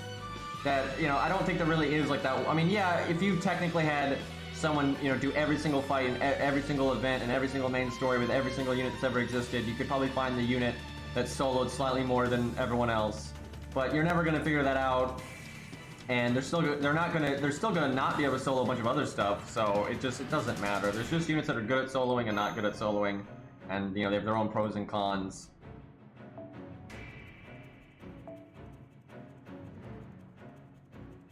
Like you know, some units it's pretty obvious, right? Like some units it's really obvious that okay, this unit, you know, maybe not the best unit in the game, but they're clearly being able to get more done than this other unit.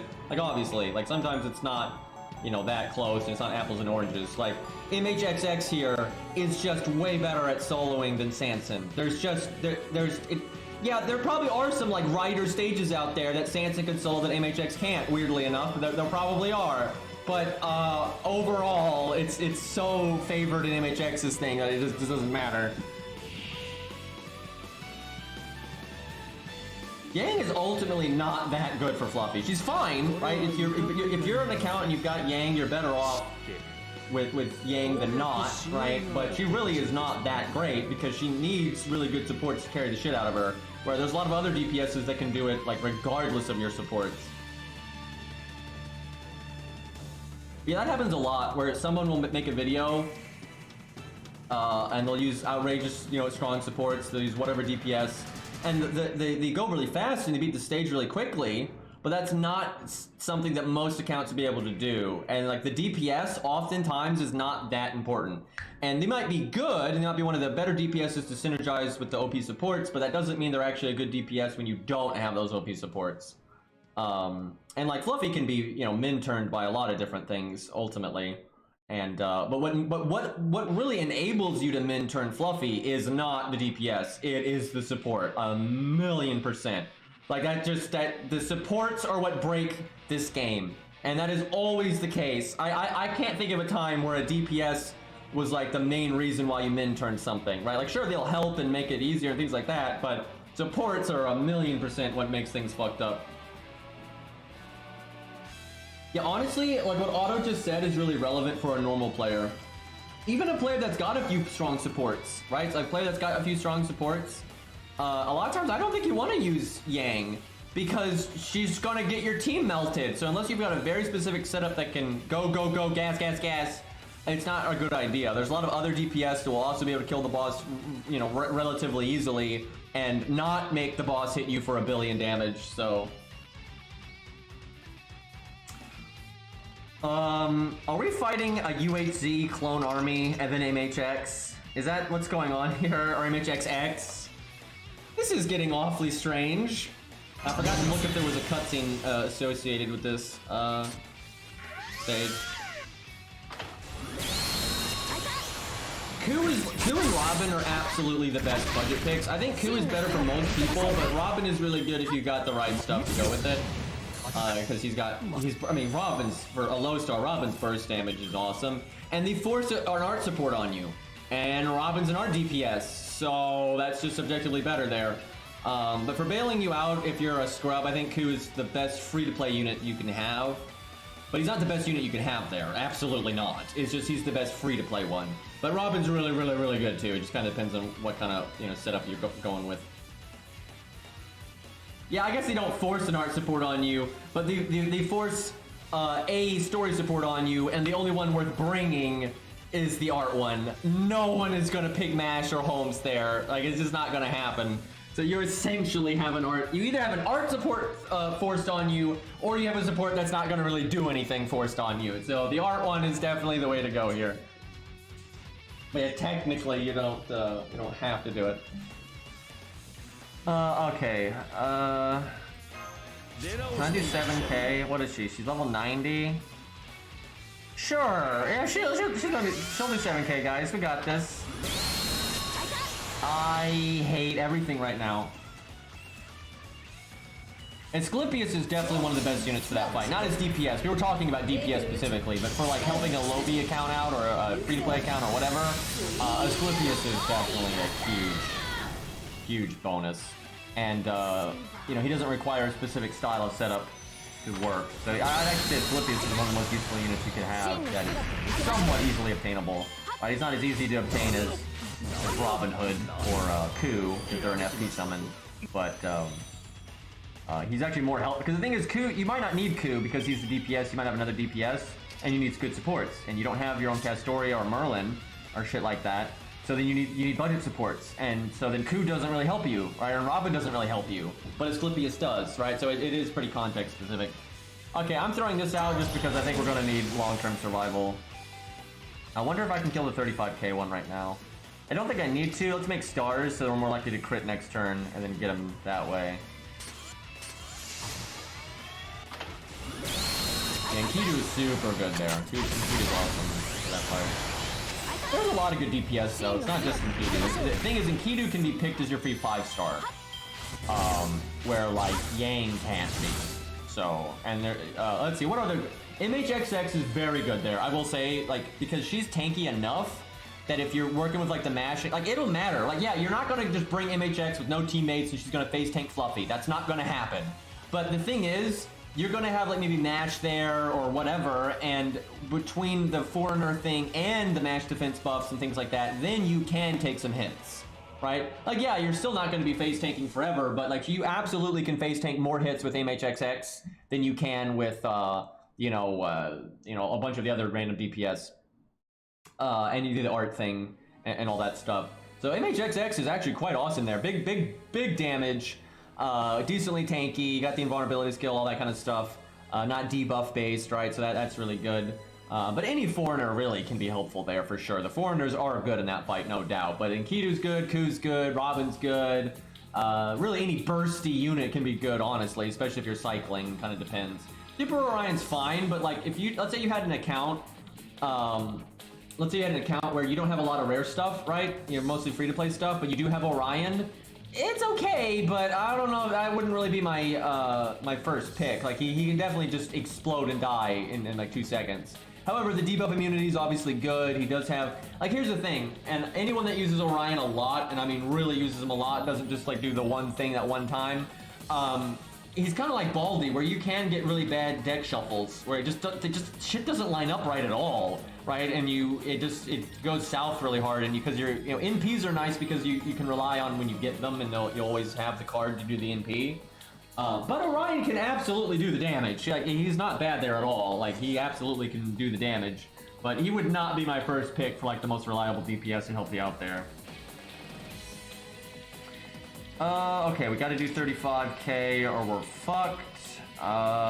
Could do my second skill, but I don't think I need it. What are our crit chances? 20, 80, 30, or 20, 30, 80? It is so bad if we don't kill this thing, but I think we got it. I'm gonna have faith in that 80%, so I'll put it last. When do 80% ever not work? Oh, this is close. Please tell me we got our passive. I don't know if we do or not, but we got it.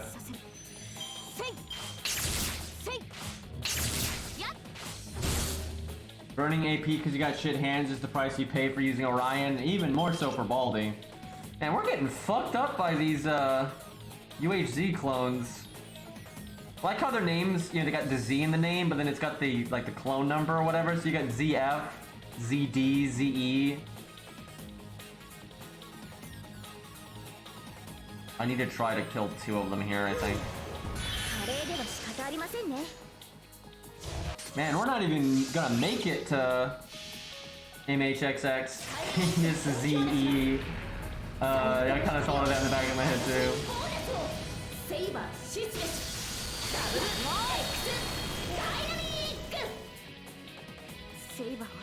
78k. Okay, this is the part that matters.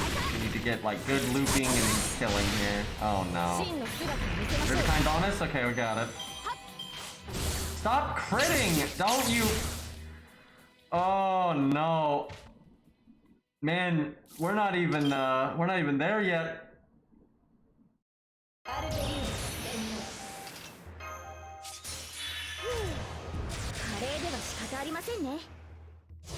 I didn't think there'd be this many UHCs, and they're they don't have a lot of health, but they actually hit pretty hard.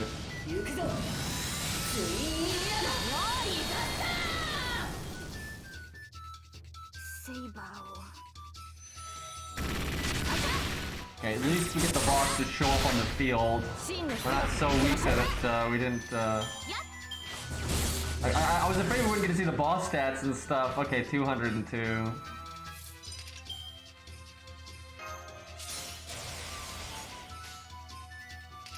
We're not completely out of this. I'm not sure we can one-shot her though. That seems kind of unreasonable. Some of our burst is gone. Oh no, I need to kill this one and then like big NP on the other one. Come on, come on, there you go. No! What you bitch! Fucking... God damn it! We're gonna do our big juicy NP there with crits because we had our star bomb. And she's just like, Pierce vulnerability, first action. You don't have guts, fuck you. Imagine having guts, guys. Okay. The dust though, indeed. Are there any casters we actually want to give a shot to here? Everyone slots the supports though. What about Babbage? I don't know. He could kill the. Wait, is he a bonus? He is a bonus servant. Okay, we'll give him a go. I was gonna say I don't think he had a chance of finishing off MHXX, but because he's a bonus servant, maybe he can. We'll see. He definitely. I really do not think he could do this if he wasn't a bonus servant. Max has such good taste. Like, my god.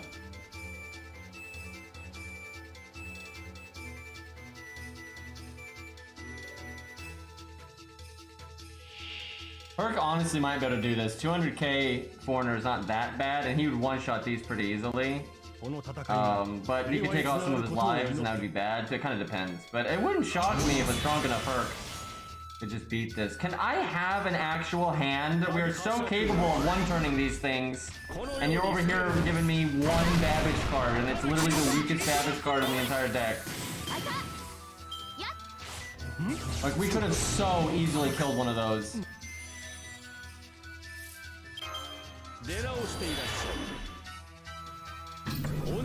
Bullshit. And that didn't even kill. We killed one enemy, and we didn't even do any damage to the others. Well, I think we just NP here. The thing is, I could NP, and like 2 of these could be dead, so we just like killed one more. But yeah, NPing here is definitely good. We'll make some stars.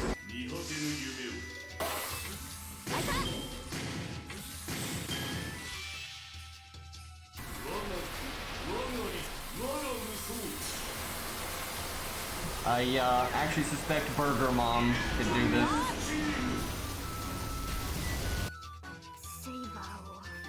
Her nicknames have really gotten into strange places, by the way, when I think about it. Okay, I think we do this right off the bat. We got long-term survival.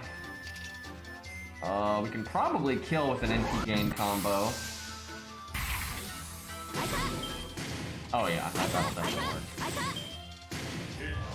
I guess I could have done my NP gain skill. I don't know. Like the Star Absorb doesn't really matter when you're in a solo.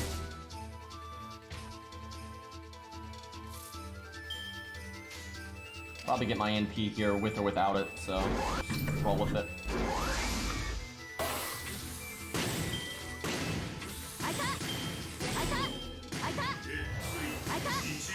Let's see, this will make the boss spawn, I think. Wow, we are so far ahead compared to MHXX. AoE a little favorite here, then counterclassing is a big help. Do I star bomb here? We don't. Yeah, fuck it. This is an okay turn. Oh, double hundreds. I like that. Smash! We don't have amazing command codes. I should have swapped our Buster card placements though. We don't have like the best command codes for this kind of setup, but it's still gonna do pretty good damage, I think. Oh yeah, fuck, she might just be dead.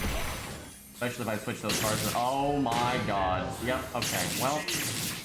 I think he actually could have done that without being a bonus servant, to be honest, because the only turn the bonus damage really mattered was on that turn right there. And we had a lot of value left over, so actually I think he could have done that regardless. It'd be a bit tough, right? You might need some good RNG here and there, and you might need better command codes, but yeah, I think he could have done that without the bonus damage. We had full health for crying out loud.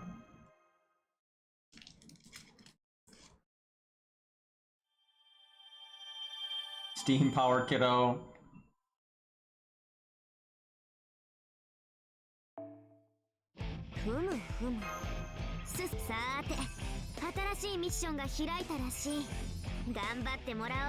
I tell you though, thinking about like the highlights of FGO, we were talking about that earlier, like I'm gonna get a final, some of the tower events, 5.2 and stuff like that. And there's been a lot of good moments in FGO.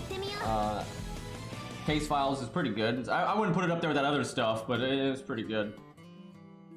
But man, because I didn't like Lost Belt 6 and because it was like being so weird and detached from anything that I cared about, and it just, the gameplay was shit, it did make, because I disliked it so much, it made Gwen showing up way cooler, right? Because everything was so not down to earth and everything was so dumb, and there was like no Camelot stuff, and again the gameplay was so shite that Gwen, just regular ass Gwen, and then Lancelot right after showing up was pretty fucking awesome. And, you know, Nash has been connected to the Camelot stuff this whole time, so that actually worked, and that was good. You know what's a shame though is Beryl was there that whole time, and he waits to attack Nash until Lancelot and Gwen go away. But how nice would it have been if we could have had like Gwen, Gorilla, Beryl? That would have been nice.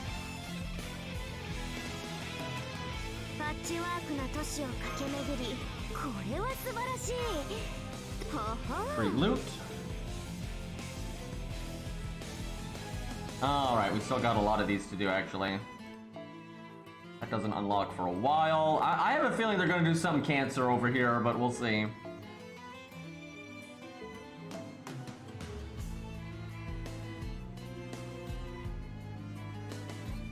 Okay, this is probably a summer event. This is maybe Setsubun? That's what it looks like. Could be Raiko. She was a berserker there. I think I have memories of them having you fight that again at some point. I'm not sure though. That's Fate Zero, obviously. Is it Ongra? I don't know. It's gonna be something corrupted, so I don't know. This is a Christmas event. I'm not sure which one. Let's do the Setsubun. I think it's Setsubun, because that's actually could be hard. Oh, yep. I know what that is. Yeah, you had no support here. Oh, good times. Let's see how Herc does.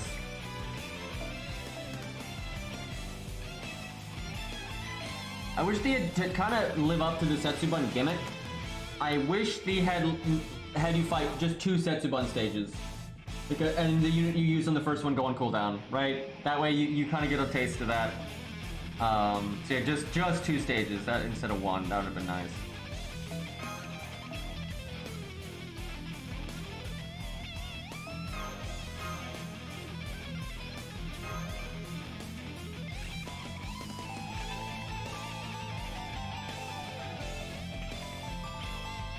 I actually skipped the intro just to keep the music from being fucked up.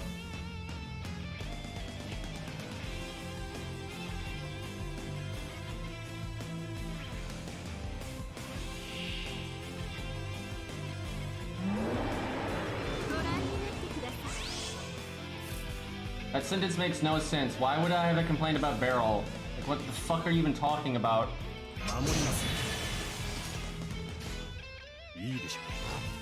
Oh right.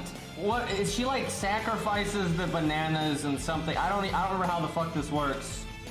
But there's something nasty here with the bananas. I remember. Is this even different? I swear this is roughly how the actual stage was, if I remember correctly. Or were these shooting instead of banana? That might have been what it was. It was shooting instead of banana. Yeah, in the background shoots. That makes sense.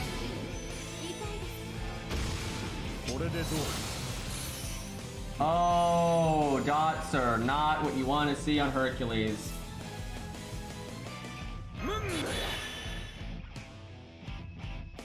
We do have a dot clear at least. I think I unequipped some of our dot clears though, so... Uh-oh. Should have swapped those cards around because of the faux pas.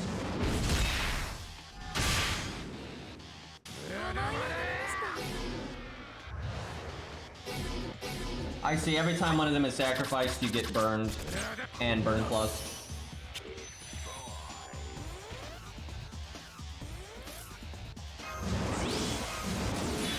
Probably could have already cast Guts just to get the cooldown going. I'm not really sure why I didn't think of that.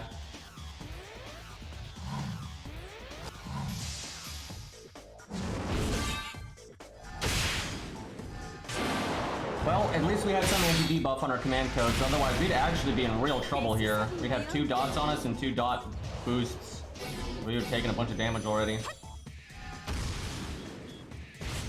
Yeah, our command codes are gonna bail us out here, I think.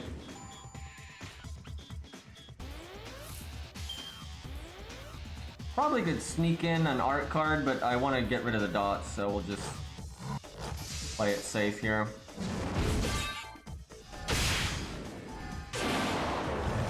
If I remember correctly, whatever bananas don't get sacrificed, you have to actually fight at the end. So it's actually kind of good if she's nuking them. Uh-oh. Okay, so you need to I needed to cast that early because I didn't get my guts there, and that means I don't get my buster ups. She has buff removal on attack, so you want to use that stuff earlier. Well, that's bad. Also, 98%. That's not ideal. You either cast it early, or you actually don't cast it at all, and you cast it as soon as Raiko is dead, and so you have it for the bananas. Also, you really want to have your NP by that turn.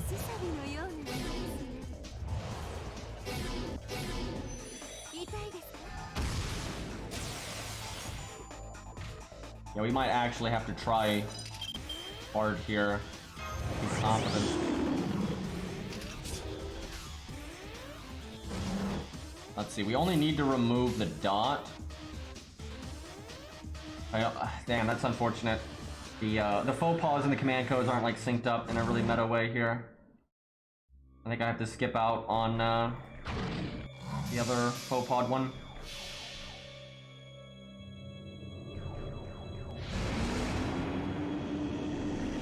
NP1 life, how bad is it? Pretty bad. I think some triple digits there.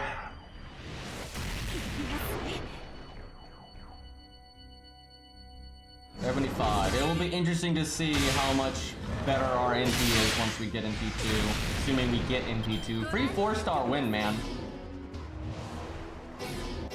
We might actually have all the bananas dead by the time we get rid of Raiko. Yeah, she's got evade. It's not ideal for us. We might lose. It's definitely winnable.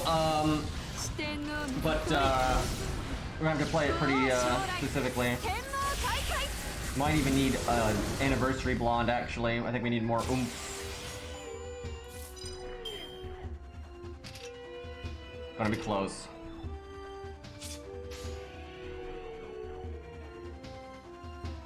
Gotta remove these dots. If we can kill her next turn, we're definitely fine, but I'm not sure we can.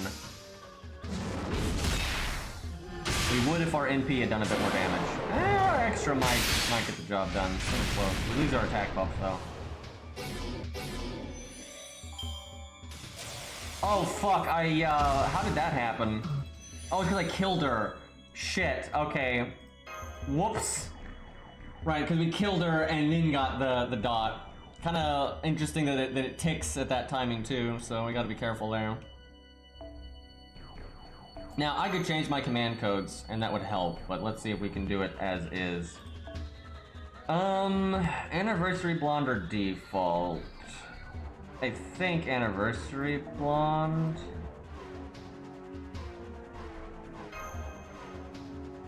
Bananas.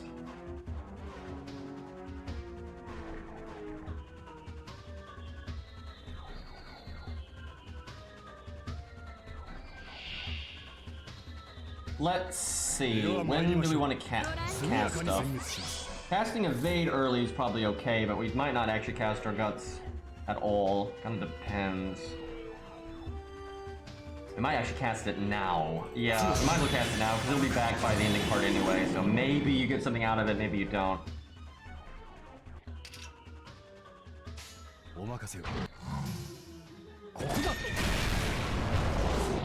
Maybe Atlas is still good though, just for the debuff clear. That is a problem at the end.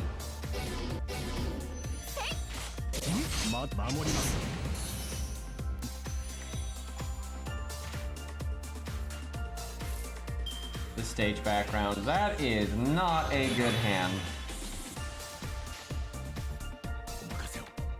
Cannot have nice things.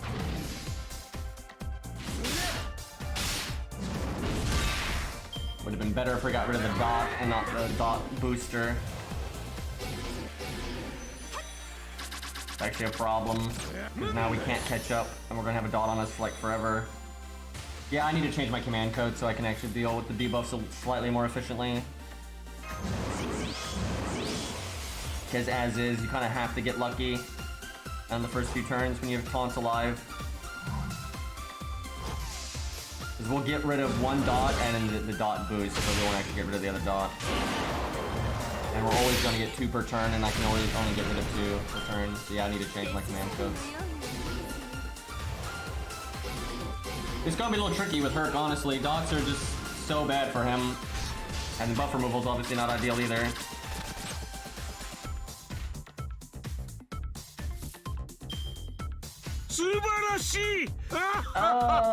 Hey, Legend, what's up, man? Thank you for the 18 months, dude. Yeah, I think we're dead because of that dot that I can't get rid of. Because it's enough damage to kill us when we're at our minimum health.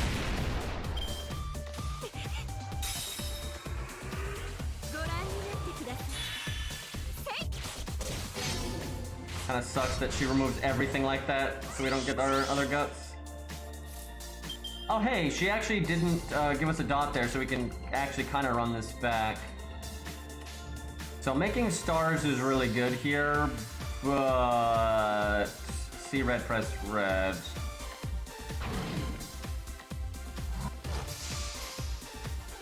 Making stars would be good there because you're gonna do Star Bomb next turn.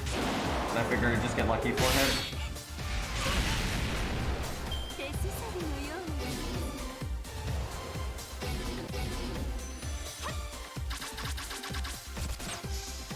The issue is when we have to kill the bananas, because then you get double dots and stuff.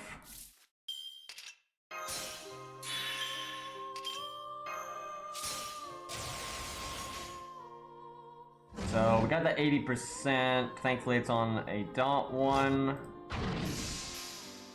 Man, we need to have our first skill on this turn. And we could save our evade just to use it for the crit buff. Because you could have a lot more damage on this turn if you have that stuff.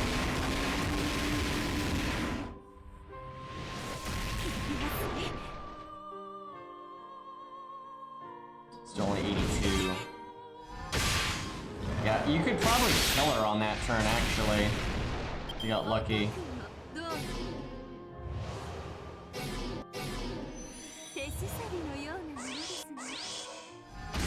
Damn, we're dead. I think I have to not attack Ibuki. Yeah, if I attack Ibuki, we're dead. But we're not quite if I don't. Let's see. So we gotta do the 2 dot clears no matter what.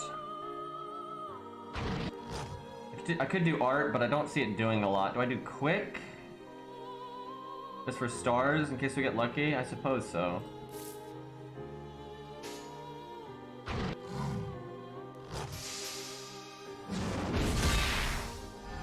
Yeah, if I attacked the banana, I would lose guts to the dot, and then I would die.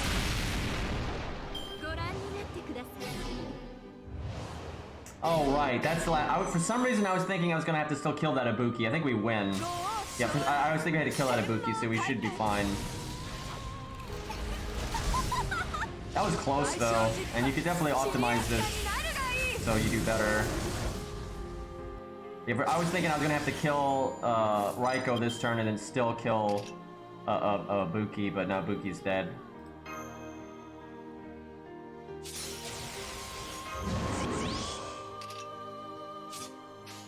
And we do the damage though. 50% crit. Have defense down, attack up. Oh no, yeah, she's fucked. Okay. I'll take it. That was tough. That was actually kind of tough. That was really close. Yeah, if I was gonna make a video, I would definitely want to optimize that a little bit more, because you definitely can. Because that was pretty down to the wire there. Woof! Zetsubun, man. It's coming at us. They never reran that event, by the way. Feels bad. Yeah, Ibaraki, what was I saying? Ibaraki, Ibuki, yeah, it's all weeb stuff. You know what I mean. Yeah, Ibuki's the, snake. Excuse me. Okay, this is a summer event, but I have absolutely... Okay, maybe because it's funny, but it's probably overkill. Okay, here we go. Lost, can we change the CE? We haven't used what's Zenovia? What the fuck? Is that her name? It's something like that. One of those. Anyway, we haven't used her since she was added, really. So, but yeah, can we get an actual craft essence? And hold on, while we wait for that, I'm gonna get water. Gotta hydrate.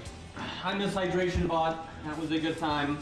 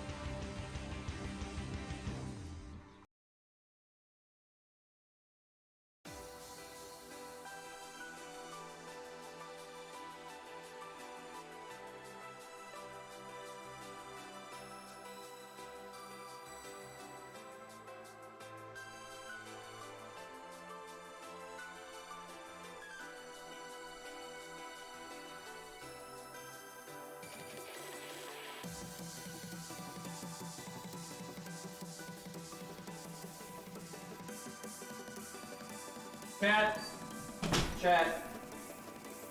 I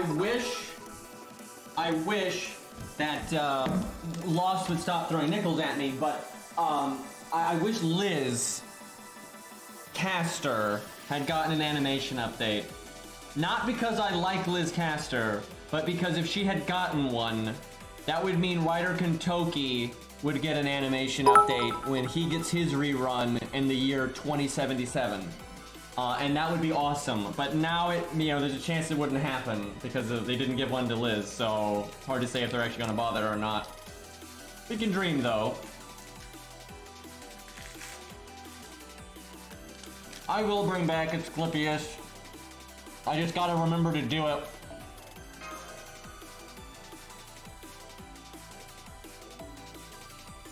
Okay, Zenobia time. Default's probably fine. Let's see how we do.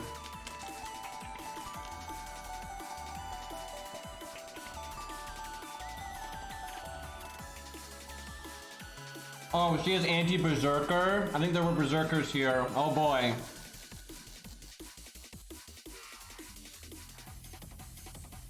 Time for damage.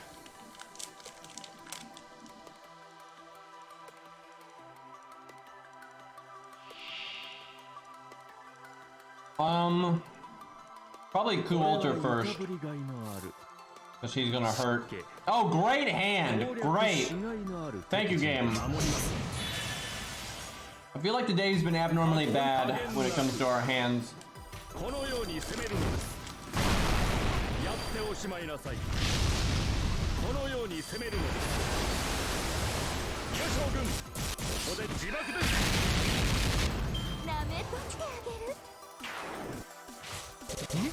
Nev being a thought.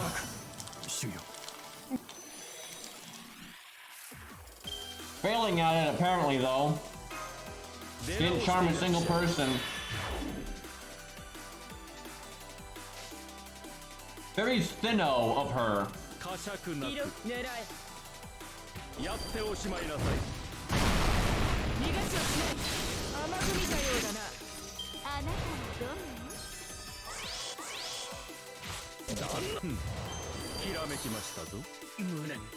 When Ryder Kentoki, his animations are kind of cool for their time. Like, they look better than a lot of other stuff in that era. But they're not exactly clean, right? His, like, body proportions are still pretty old. Got a little bit of bobblehead syndrome going on, It could be better. Like, yeah, he holds up a lot better than a lot of other old units do, but he could still totally use an animation update. And that would be hype as fuck if they brought Ryder Kentoki back and he looked better than ever. But, free unit so they don't make money off of them. Do I just fire everything? I think I fire everything. She's kind of one of those. We save the attack up.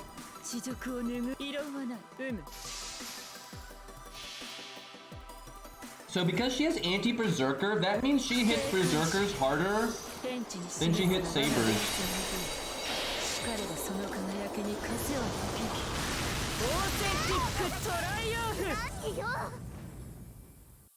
Come on. There you go.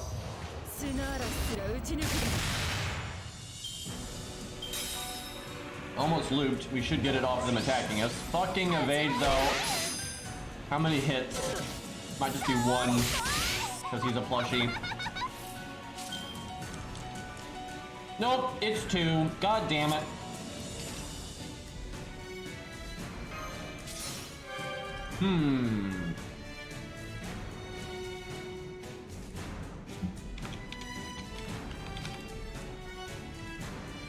I just wish she had better ascensions. Like, if they wanted to make one like that, fine, but they did it for all three. Oh, though doesn't she do bonus damage to Mev? Because Mev is a king, a ruler, leader, whatever. I think we're gonna NP again. I think it's okay. So she's just getting bonuses all over this stage.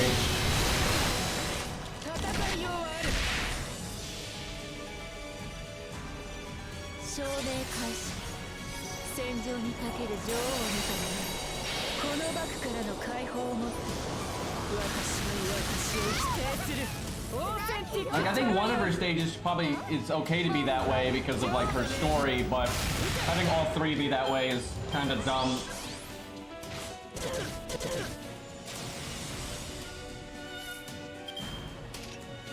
We weren't even trying to kill Mev, and Mev is dead.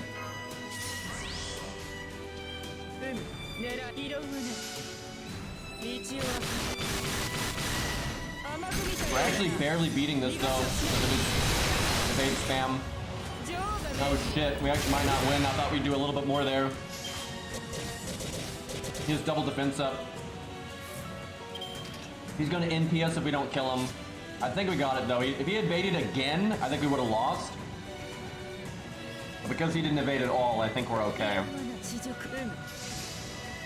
I presume those defense ups are like 10%. They're probably not that big.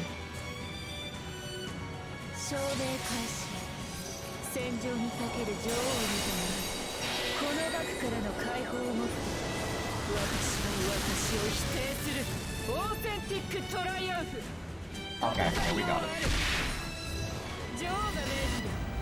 If he had evaded though, I don't think we would have won. I think we would have gotten smacked.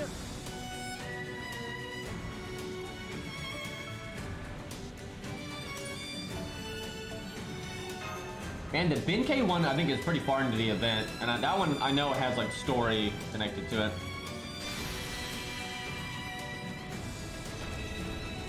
Well, he did better than Mev, Hex. She got absolutely deleted, and she didn't charm a single thing. She's lost her touch, chat. Much like Steno, swashed up.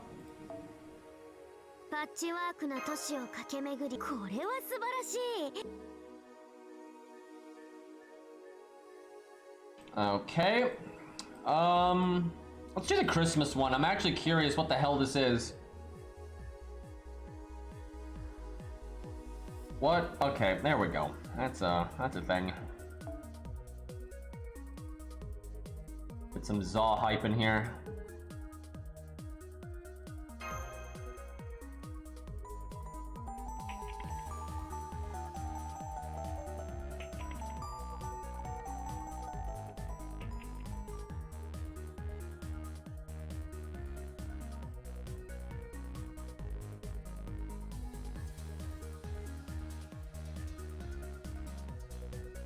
Two waves. All right, I don't know. They use this background in a lot of the Christmas events, so we shall see. Maybe it's Jolter for Ruler Self, because you fought her in the first Christmas event. I don't know what they would corrupt about that though. Maybe you fight regular Shona Hark. That'd actually be really funny if they did that. The original Christmas event had Caesar in it. Good times. They called him a fake Santa, but that's just bullshit. That was just propaganda. That was just bullshit propaganda. Don't believe that garbage shit. Okay, this is just getting so out of hand, like how bad our hands have been. Like we're a fucking level 100 Berserker and we didn't do 29k in 2 turns. Oh, thanks, game. Yeah, that'll do it though. And then Shin's not dead. Oh, and now I get cards. Yeah, it would have been nice to have that last turn. That might have actually been useful. Oh, I see where this is going. Watch him attack Spartacus now. Yeah, uh-huh. Uh-huh. No, go on. No, do more. It's fine. I don't need Shin to die or to, you know, NP or any of that. Fuck it. I gotta do this now. This is ridiculous.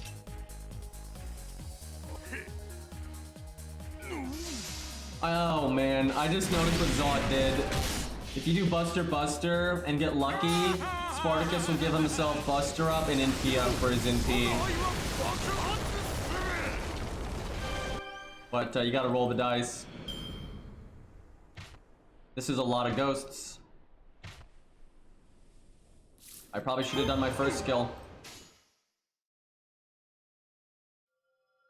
The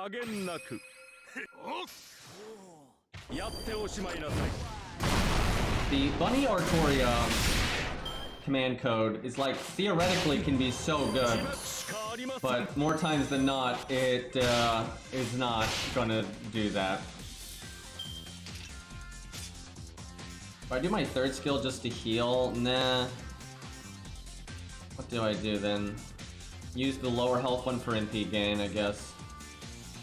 Let's do overkill. So instead of doing art Buster Quick, we'll do Buster Quick art, and we'll hope we'll get the art up. Yeah, there we go. We get art up and third place bonus, overkill, all that. That's pretty good. I'm not sure it's better than doing art Buster Quick still, but if only I had my NP right now. I guess 60% crit is still good. Now we want the quick up just for potentially more stars. Hey! I like this! Can it always be like this? I just shout it out first and that's the one I get? It's kind of good.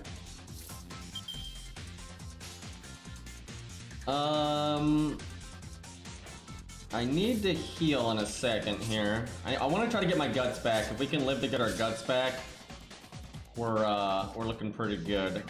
Not a whole lot I can do this turn that matters. I'll say quick up again because we want stars, so we got quick up, so that's actually pretty good. So far, actually, she's pretty much procced the right thing every time. So I guess Lancer Artoria and what? Excuse me? I'm pretty sure they want you to insta-death that, which Spartacus can't do. So I saw the 300k and I'm like, we can handle that. And yeah, 1 million. Yeah, sure. Yeah, pretty sure they want you to insta-death that or just bring like, you know, actual team, you know.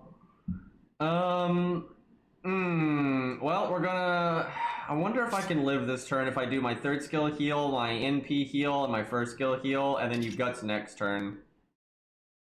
Might as well try. We're so pushed for value right now, we kind of need a miracle to happen.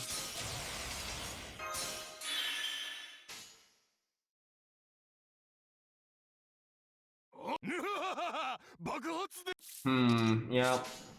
If this actually does happen, we'll actually get some pretty nice value in here. If it doesn't, then we're gonna die this turn. Yeah,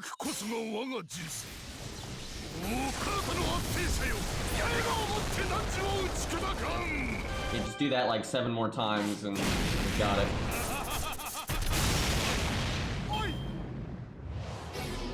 Oh. Well, we lived, but damn you, game.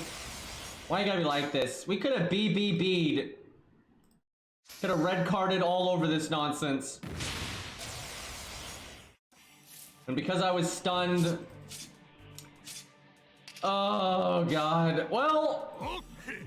give me the Buster Up. We haven't gotten it this entire game, so good time for Buster Up. No. Tried. We actually might have killed if we'd gotten the Buster Up. Might have been enough to be close.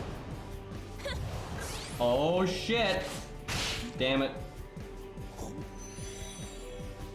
Okay. I wonder if Ku can do this. I wonder if his insta-death chance is enough. That thing might have 0 insta-death resist, but you still have to proc the insta-death in the first place.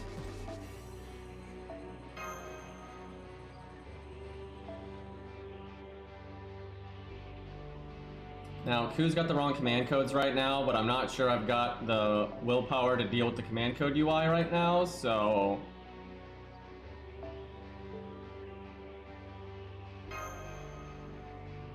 Million HP, casually. So, I guess the gimmick for how this event got changed from the past is the Ghost is stronger than Jolter is, and he's actually the boss. He's Santa. He's Santa this year. Yeah, I'm pretty sure though this is Christmas 1. This is like the very first Christmas event. Hey, 2 getting cards. Why couldn't Spartacus get that?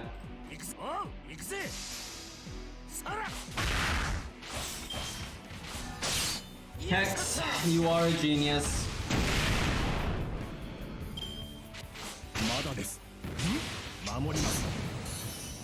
Yeah, actually got a good hand. I dig it. Okay, this one not as good, but I'll take just the 1, thanks.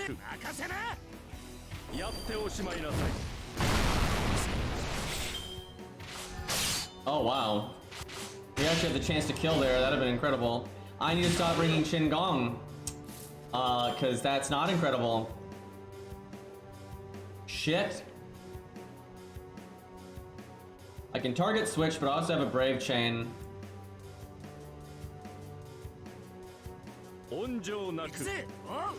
Make stars at least. I really can't get a lot done this turn, unfortunately.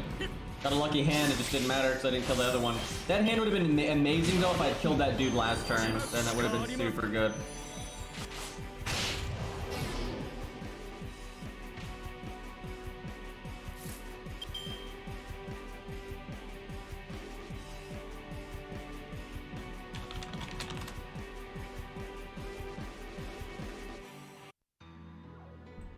It's all over. It's all over. You know, I remember telling Hex. I remember telling Hex that the emote really should have been 98% because of the way the game works, and we hit 98 all the time. And you know, 99 is really rare, but yeah, he knew.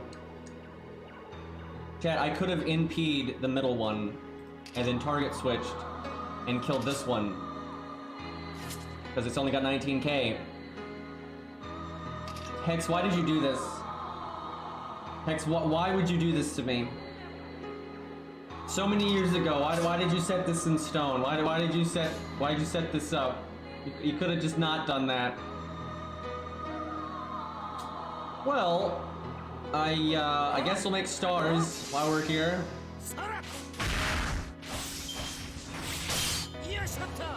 This is very unfortunate.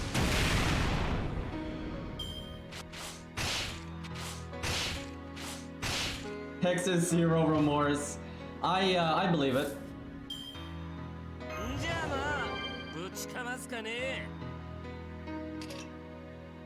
Surely our extra attack will kill.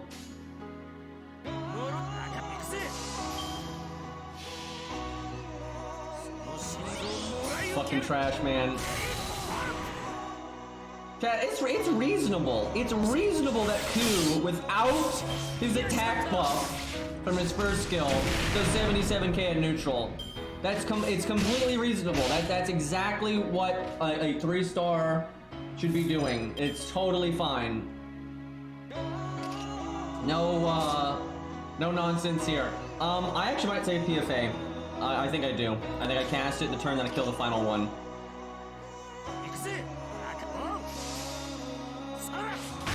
I mean, you say that like if you grail Ushi, or like actually Ushi maybe, but most of the 3-stars, if you grail them, are not doing 77k at neutral.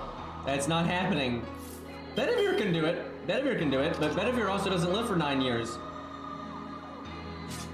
Like, it's weird that Ku has his reputation of not doing damage when he objectively does more damage than most of his competition, because he has a higher attack stat than every other 1 to 3-star Lancer, and Lancers have a higher damage mod, and then he has an attack buff. And Lancers literally scale better with Grails than like every other normal class because FGO didn't know what it was doing day one.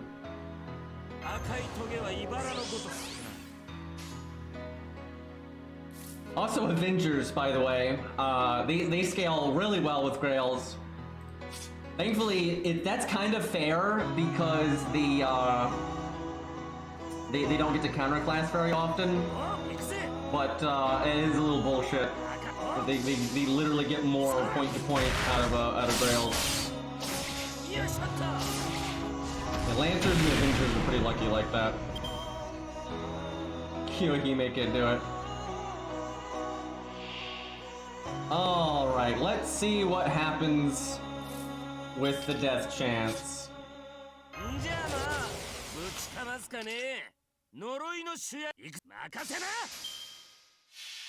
Just proc insta-death.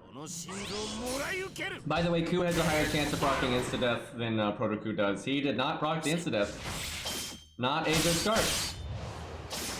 Yeah, when they buffed Ku, they actually buffed his chance to insta-death at low overcharge ranks. It's still not like the best in the game by any means though, but they did buff it. Where Proto-Ku, they didn't do shit. They just left that one out to dry.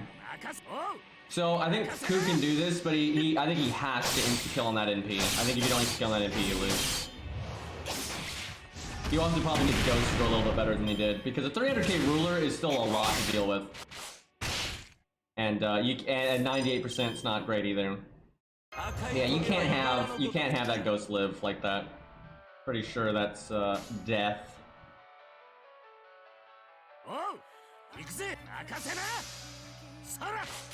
Maybe if he gets it on the second NP, we might still be able to squeak it out, but I doubt it. I think we really needed to land that. I was really hoping Guts wouldn't go off there. Okay, we'll get stunned here, but we can remove it. Actually, we might not get stunned here, because we... Hopefully, we'll insta-kill it. I guess the dream would be get to 200% overcharge. Because then you have higher insta-death then. Oh my god, Ku, you're killing me right now.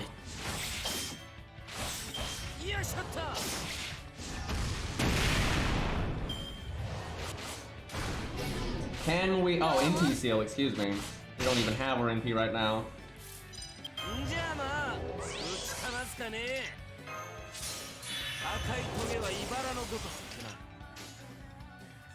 100% crit, that's so tempting, but I want to just see if we can get the insta-death before we die, because it's not going so good. Look at that though, we've actually done a lot of damage to the million HP Ghost. And actually, if I was putting my normal cards into it, it'd probably be half dead. Not a little bit more.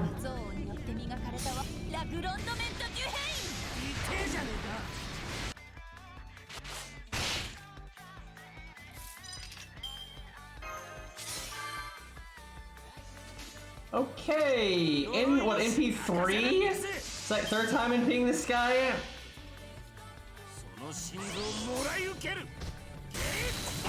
Well, I mean, impressive damage. You know, 112 at neutral. It's completely absurd, but not insta-killing. Surely they didn't give this guy actually good insta-death resist, because then you have to actually take the stage kind of seriously. Well,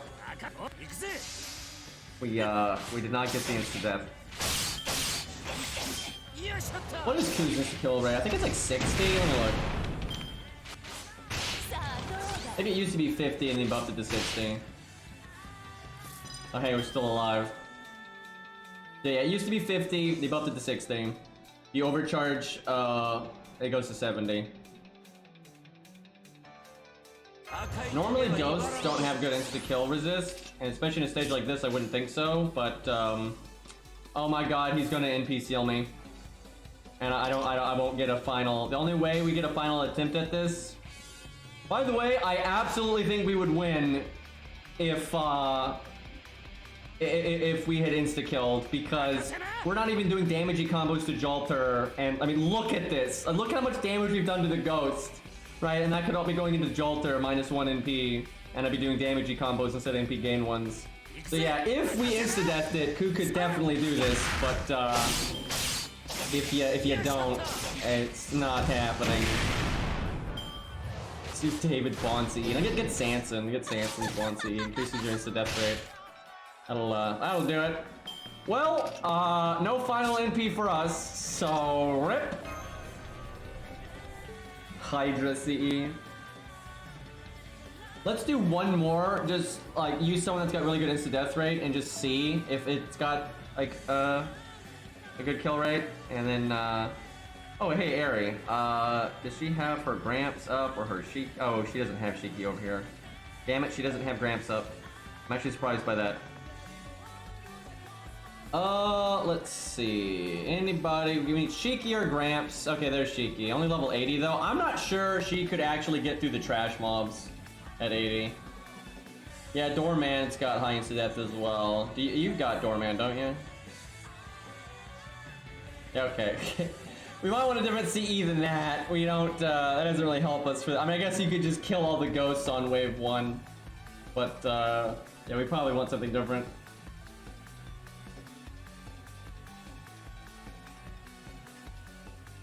Valkyrie's overcharge doesn't work on undead. Valkyrie's overcharge works on demonic, which I don't think ghosts are, so still doesn't do anything. Also, her death rate's not even good. That's the thing. Let me bring up Valkyrie here. So Ku over here has got instant death against anything 60%. Valkyrie has instant death against demonic 50%. So yeah, lower chance and works on way less things. So very terrible, because every once in a while there actually are stages that instant death is good. You know, there actually probably are some berserkers, maybe Avengers, and maybe some casters that could just beat this strong arm style. And actually Ku is doing pretty good on the strong arm there, and that was with me focusing on NP gain. But you know, it's like 1.3 million. But one's a ruler. But if you're like an Avenger, I think so. I bet you like what's her name? Avenger Ushi. She might be able to do it because she's counterclassing the ruler, and then like 1 million at neutral is actually doable by most of the good solo units. Like if it was just Ku versus the Ghost, you could beat that no problem. And so could Ushi, so could Gramps, a lot of people. And the fact that she's in counterclassing Jolter, I actually think yeah, Avenger Ushi could just strong arm it. Let's see, who else? Some berserkers might be able to strong arm it. Yeah, Ku might be able to do it strong arm with Yangtze, that's true, because that is a big value push. Let's see. Some extra classes might be able to do it. I think a lot of Avengers, and maybe some rulers, because rulers will still do normal damage to Jolter. So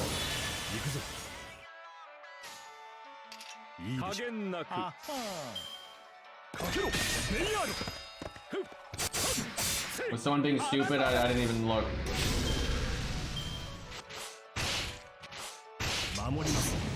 Lost, dropped the hammer on somebody. I love that Ru emote, dude. I mean, let's be honest, most Ru emotes are really good. Probably should have done that quick card.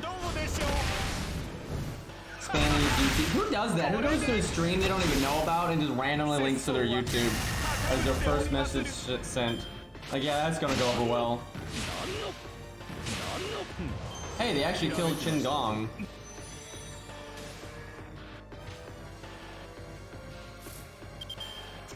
Alright, we want some stars, so quick, NP.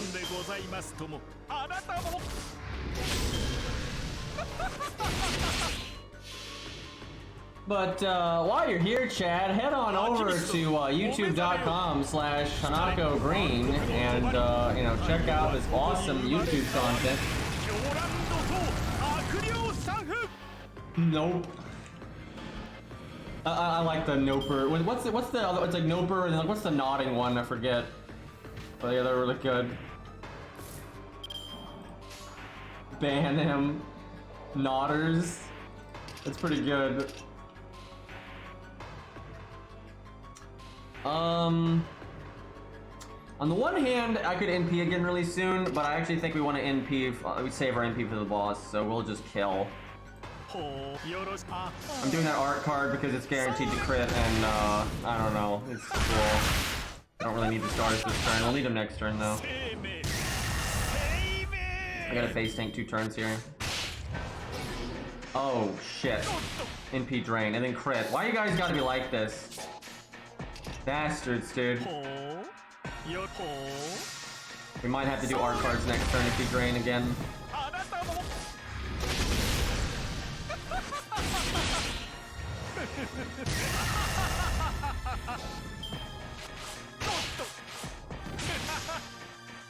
Man, we got fucked up. Well, At least we have double guts, but I don't know if that's gonna be enough here. Alright, we're just gonna assume we insta-kill, right? Does this just happen?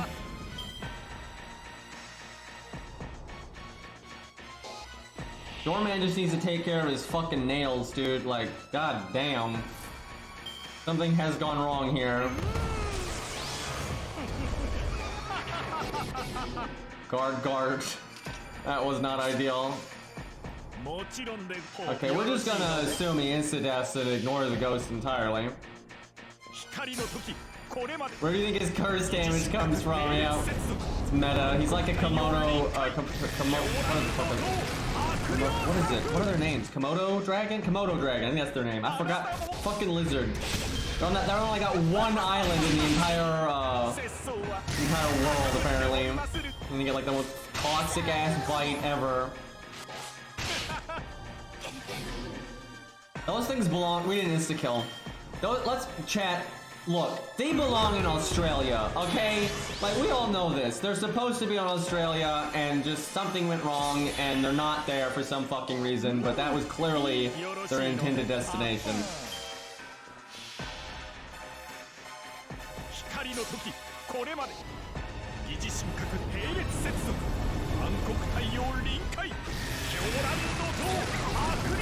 So, do we insta-death? There we go! Dude, what is that guy's fucking death resist? We did 3 2 NPs and it took 2 from Doorman and we only got 1 insta-death. Like, clearly he is insta-deathable, which means Ku can land it. Like, it is possible, and if Ku lands it, Ku will absolutely solo this stage. But god damn, dude. We might have this. It's gonna be a little close, but we might have it. Can I get away with quick? Probably not. I think we have to do art. We need that curse. Oh my god, you are a this clown though. This fucking clown, dude. I was gonna say we need the dot damage because you know it ignores class advantage, but we just crit those anyway. You know, we just kill it. Jesus Christ. Good. I'm glad he landed the goddamn insta-kill though. I don't know why that took so many tries to get someone to insta-kill. And isn't his rate like insanely high? Now obviously, you know, generally what stops you from insta-killing is the enemy's resistance, not your actual proc rate. But if they have a low resistance, you still need it to proc, otherwise it just won't work. But I'm pretty sure his rate is stupid high. 120? Yeah, that's literally twice as much as Ku's. So basically we did 4 Ku NPs with those 2 NPs. Although Ku did 3 and still didn't get it, so you know, luck is great.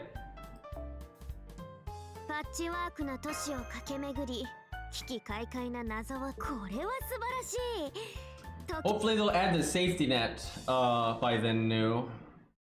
That would be good.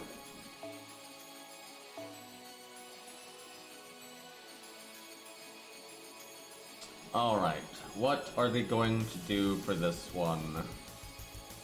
What shall we use? Alright, I like Beowulf. That's fun. He's a good solo unit, but he's not even remotely Hercules level.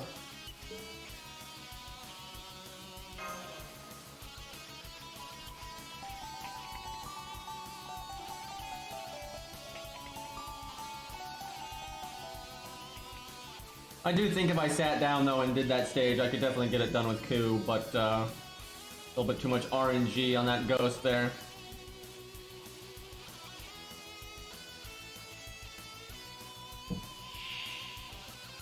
Avenger, Black Grail essentially. Uh-oh. Dots. Like this opening hand though.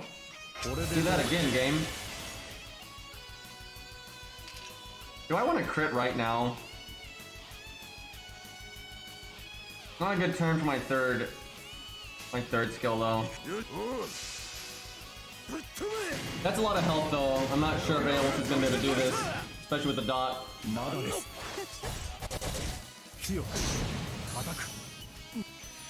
Depends on if there's more dots or not.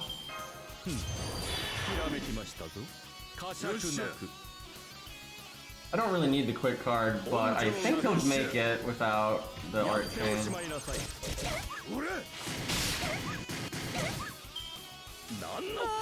Hopefully my CE is limit broken. It is, okay.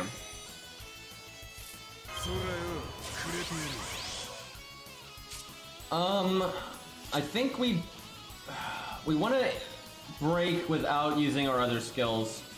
Probably not even our first skill. He needs command codes. That would really help. If I give him Star Bomb command codes, we'd be so much better off on the next turn.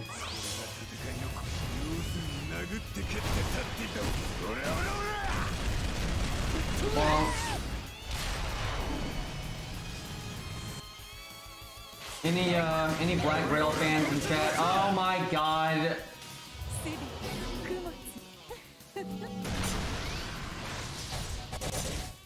My buffs though. That's so shit. Oh, that's so shit. We have to be able to one-shot next turn. Or otherwise I'd have to two-shot.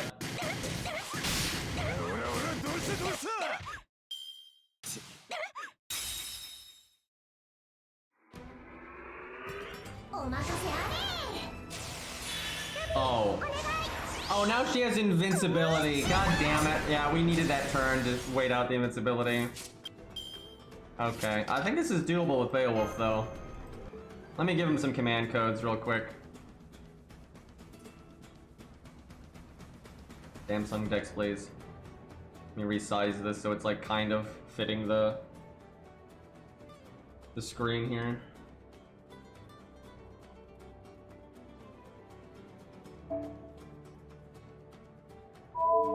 I like the first form better, to be honest.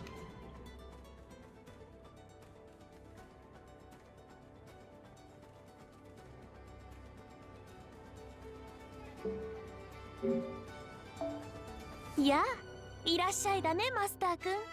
地道にコツコツやる？それとも盛大に。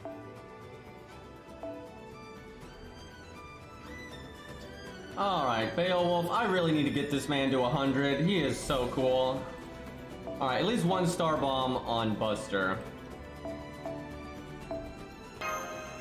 Could give him Pierce and Vulnerability. I don't know if we need it, because you could probably just wait that one turn. But it's still kind of cool to just punch her in the face on that turn. And chat, you know only one weapon is capable of being able to pierce through any shield, where invincibility is not enough. Only a katana clearly could get past someone's invulnerability. So obviously that's the command code that does that. A gun, yeah. Get Kurtziger in here. Fucking katanas, dude. What on the last one? Could just do damage. It's always good.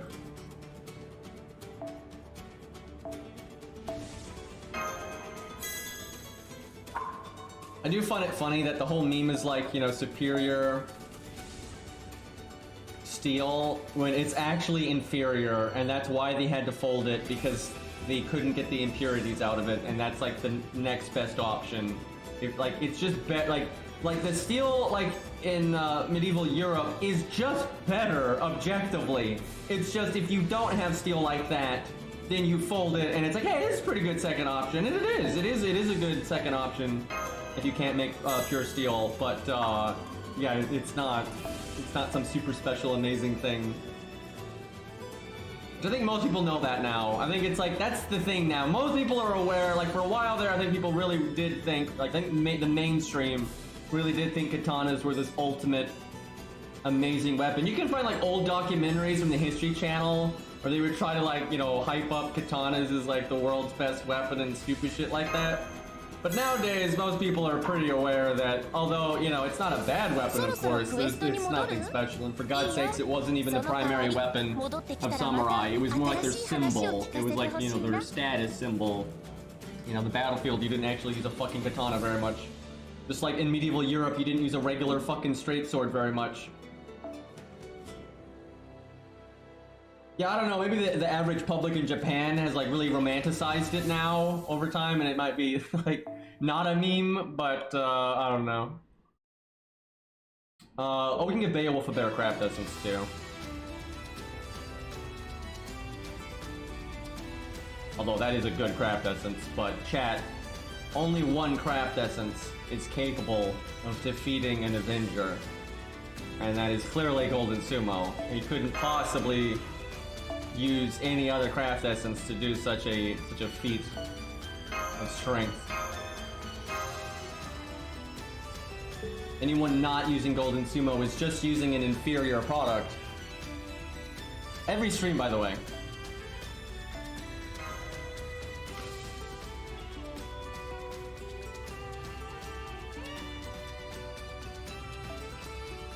Stop right now, sir. Stop, criminal scum. What's the other one? I can't remember. There's a couple of, like, famous lines from Oblivion. I don't remember all of them though. I think you violated the law. Isn't that one of them?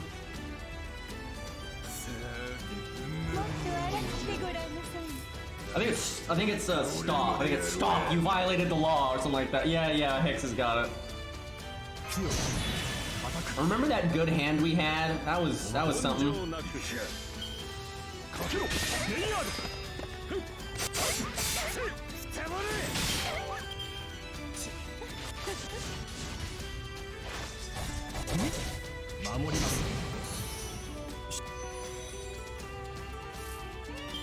Alright, that's not too bad. Let's put quick, you know what? 40% crit, I believe. I shouldn't have believed. Oh, no, never mind. I thought the art was the quick. Excuse me. Faith rewarded. Never doubted him for a second. I was just testing you, chat. Now, I could do my first skill to just make sure we fucking blow this up, but I think he's got it. Because we have command codes now, we have some crit now. I think he got this. How about this fucking music though? It's so good. Fucking Jolter as a katana dude, is it? Although I guess they even that out, because then they gave Masashi fucking guns. So, although her third stage is super weeby, so. And Jolter didn't get a third stage. I'm not sure how much hype he really gives the French in FGO. Okay, we just got absolutely crushed there. Got a killer next turn. At 250, we'll see. I can do the Buster Chain bonus for the Piercing Vulnerability, or I make some stars while I'm at it. I think making stars while I'm at it is overall the way to go. It's obviously tempting to do the Buster Chain bonus and, you know, make that Piercing Vulnerability one better, but it's not really that much damage. Alright, got a killer right now. All the buttons. 49 stars, by the way.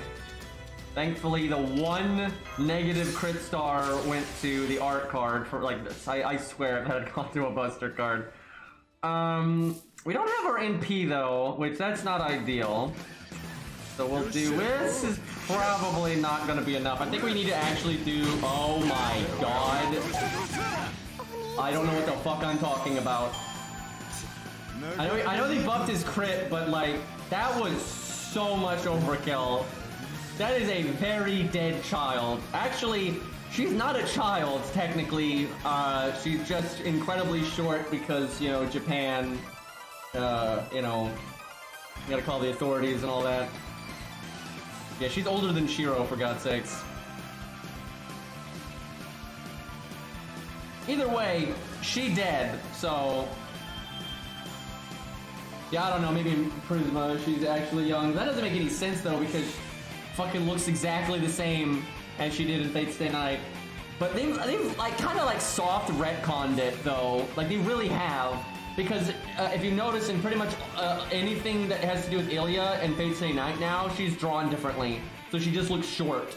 Like, she straight up looks older in the Unlimited Blade Works anime than she did in the visual novel or in Fate Stay Night. Like, absolutely. And obviously the anime's not exactly canon, but, you know, I think Nasu's on board with anytime she's portrayed now looking older there. And then Prisma, then she's a kid. Like, that's kind of what they're doing now, I think. Because, yeah, she looks so much older in, like, more recent media. They didn't really think that one through, like, with the Kuretsugu backstory and all that.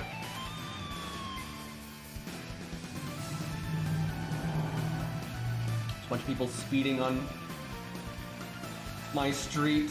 Alright, the Gwaine stage, unfortunately, is just really easy. It's more of a joke than anything serious. We'll just bully.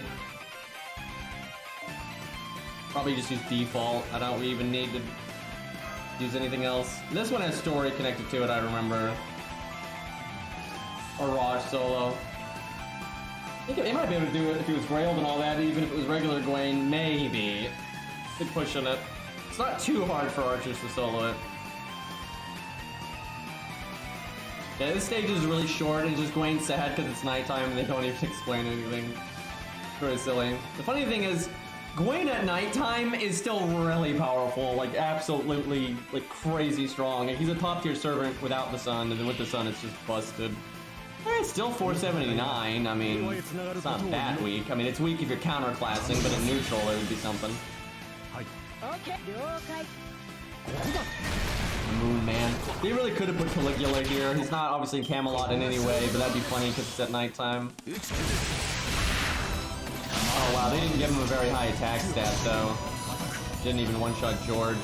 That was a quick attack though, but it was a quick attack with an attack up, so it was kind of like an art card.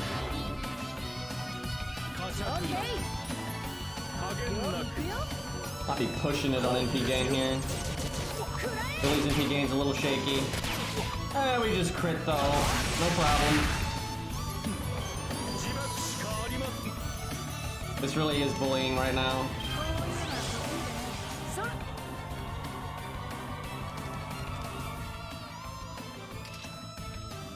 You know what, we'll save the attack up for potential crits. More fun. I might actually kill him this turn if I had done the attack up. Because it applies the extra attack, and we actually have a slight chance of critting. Probably not. That is not that much damage. If we had double crit, it'd get pretty close with the attack up, but I don't think it would have killed. Actually, critting is double damage. Nah, it still wouldn't have been enough. It'd just be close. Billy doesn't have optimal command codes. You want like more Star Bomb and then some Star Absorb. It's the dream. We'll use the attack up here anyway though. 30, 70, 100. Favorite to crit twice. Oh, there we go. Solid, but not the best. Oh, shit. It's AoE. We can probably face tank that. I think he's got 2 attack buffs though. It's a little scary. Okay, don't. Gwaine, don't. If Gwaine had Buster crit there, I think we might have died. Hard to say. It'd have been very close. Oh, he has guts now too. Gwaine's fucking us up. We got it though. Should pop the guts with an extra attack. Honestly, the Buddhist scene is the only good scene in Last Encore. I wish I was kidding, but there's so much wrong with that anime. Terrible pacing, terrible dialogue, doesn't respect the source material, which is sad because it's made by Nasu. But like, none of the internal logic makes any sense. So much cart before the horse. Got some okay music though, and then Buddha's cool. Yeah, the Buddha scene is kind of fun to watch, but that's about it.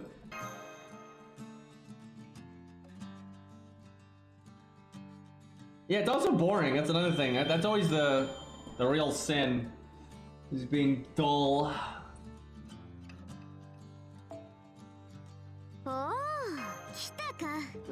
Free stuff. Oh, Babylonia. Oh, that must be that's Benkei, or like Benkei Nushir switched around. That one actually has a bit of a story to it. It's actually kind of cool. Probably one of the more interesting ones in terms of the story. Might save that for tomorrow. See, what time is it? I mean, we can do another one.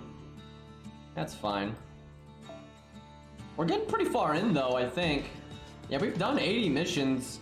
Now, there's a bunch of missions you can like secretly do in advance, like killing, you know, 60 of like a lot of the enemy types. I know the bugs is one. We barely killed any bugs, so I remember this is a stage you have to do a lot. But I can do that off stream.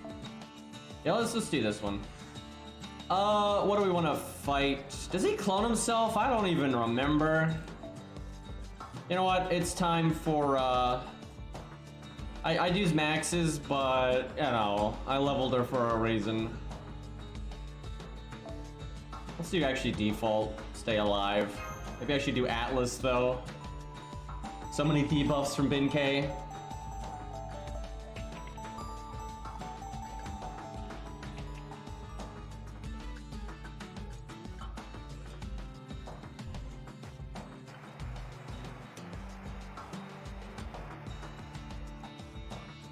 What happened to Ben-K after nobody leveled his skills?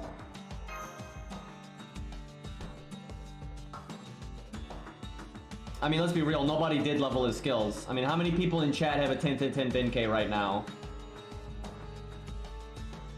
There's like Say, and then that's like it. Oh, he must clone himself, it's this fight. Oh my god, they're doing Earthquake, fuck you game. Thankfully, we don't have a back row. Nothing changed! That is so lucky. It's not, obviously it'd still be these 3 units, but it's the same order. Like, Mordred was in the middle, Chen was in the back, all that, that's exactly the same. That's really lucky. God damn. RNG, boys. You know what probably happened to somebody when we first did Corrupted Ushi? Like, statistically, enough people fought Corrupted Ushi that somebody did the stage, and then the Earthquake just kept everything in the exact same order. And, you know, they're just like, what happened? What did that do? Although I guess you would have seen the Earthquake from the other stages. Alright, so that Ben-K has Taunt. It's not really a good time to do our crits then. Unless I want to kill that one, but that one's just gonna come back. Oh, this is fucked up. I think I do art. Maybe I shouldn't have done the Buster then. I mean, I've got to kill that Ben-K though, because he's probably gonna taunt again. Unless he doesn't. Man, that's actually nasty as fuck. Alright, we're gonna art. Yeah,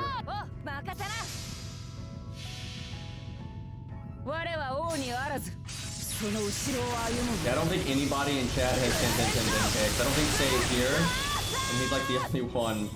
Yeah, I don't even have it. Like, mine's decently upgraded, but my level 25 Ben-K's got his first kill at 10, because that's actually optimal.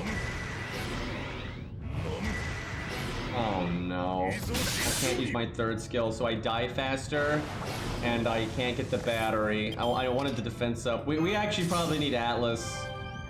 This is a good turn to do the crit thing, but he won't let me. Yep, we need Atlas. Probably better command codes too. We might be able to do it without better command codes. Don't do it. You can NP seal, just don't skill seal, okay. Fucking tidal waves. I might as well evade now. Alright, Mordred, come on. Big stuff. Do I need a target switch? Probably. The bad thing is, I think you still have to kill the clones, and that's not happening. I think this is possible for Mordred, but it's pretty tough.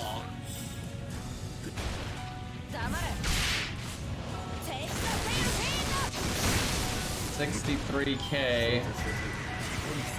He's got a giant axe defense up. We might need the anti-defense command code. Don't stun me, bro. Close. Max's could definitely do it. I think mine can do it with some optimization and luck. Might be able to do it without luck. If we give her command codes. Don't do it. We got magic resist. It don't matter.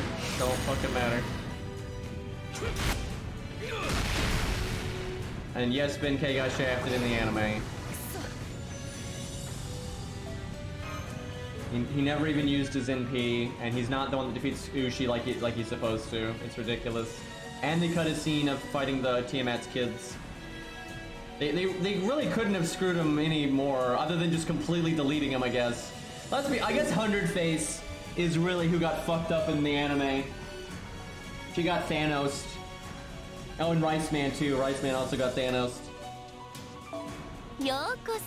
I don't even know why Rice Man got Thanos. I know why 100 Face did because too hard to animate, but I don't know what the fuck they had against Rice Man. I guess they just figured he wasn't popular enough, so why bother? And like gives more. They can give like his accomplishments to other characters. Kind of bullshit, man. Okay, Mordred. We definitely want an anti. This is the wrong UI. Let's not accidentally faux pas Mordred. Although she does do quite well with it. Yeah, they don't have much love for Iceman. Sad state of affairs. We need Aya. Can you imagine? Like, for some reason, Mordred gets the tattoos, and like she gets to use Aya, and then just Mordred running around with Aya. Like, she would be so irresponsible with that. Like, the universe would just be gone. It's over. Fucking daddy issues with the Sword of Creation. Yeah, what could possibly go wrong here?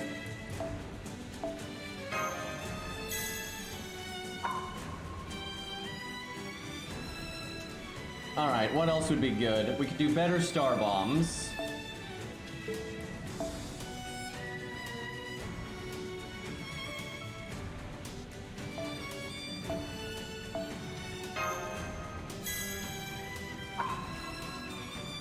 You got the extra attack boost passive, although that obviously takes coins and that's a whole thing. It'd probably be honestly too strong if you had the passive and you could faux pas. I'd just start getting really ridiculous. They don't have an attack buff.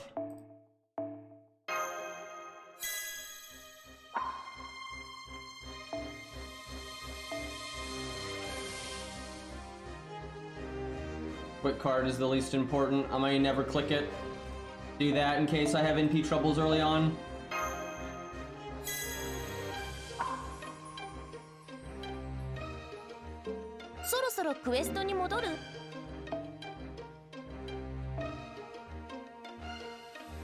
The legendary Golden Sumo. The Fated. And look, it's got Ben-K in it. Of course this is the Fated Craft Essence to defeat Ben-K. This was the point all along.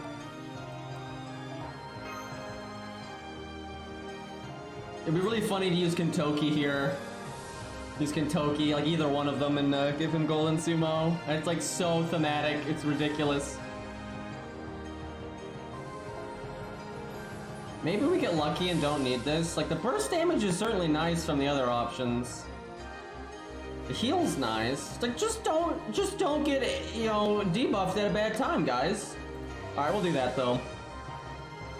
Maybe we can use our first skill twice.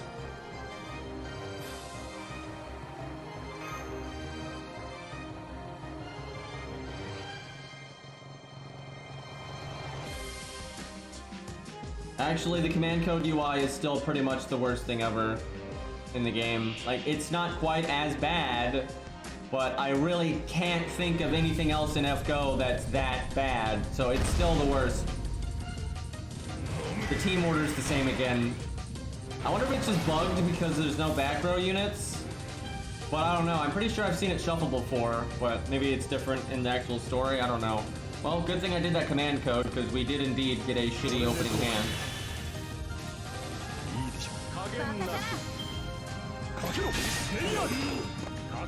I don't know, the team screen is pretty bad. I think the worst stuff in FGO would be between the team screen, command code UI, and I guess lack of a count system. But the team screen is so fucking bad. Like, you have that free screen for no reason. You have to go forward to go backwards. But if you'd already gone forward, then you accidentally start the stage.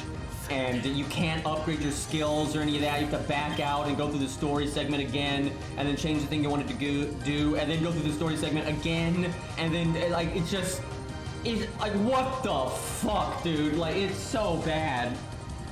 And then you have Arknights, that has almost the exact same team screen, but it's better in every way possible. Alright, well, why does it fucking just taunt out of here, man? You're running everything.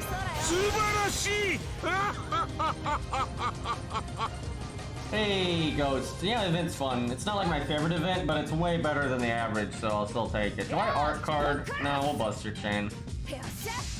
I gotta do that first Buster to get rid of the defense buff, so I might as well go all in. I just don't want her to kill the spin cake, because then he'll just come back with more health, which is terrible. But if he gets fucked up, that's good. Okay, I would have liked a crit. Like, a crit would have been good, because he'd have been stupidly low on health if that had been the case. Okay, I'm gonna defense buff, so I just don't die.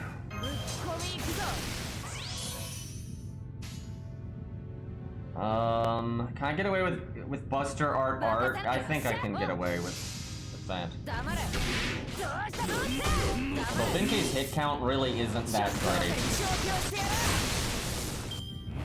Not a good start. Okay, just barely. Oh man. We pushing it on that one. The music knows.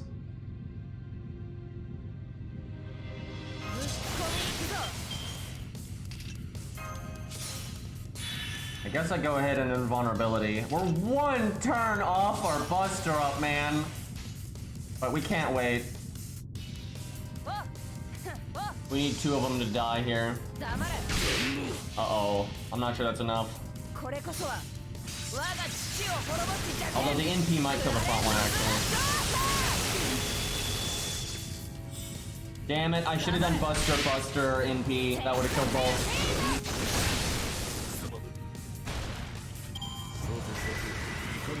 I gotta kill one of them so I don't get double NP'd.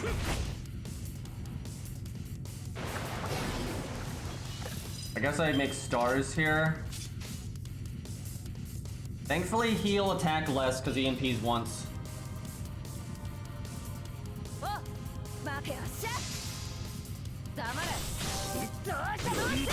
Got the little baby heal. That'll save us.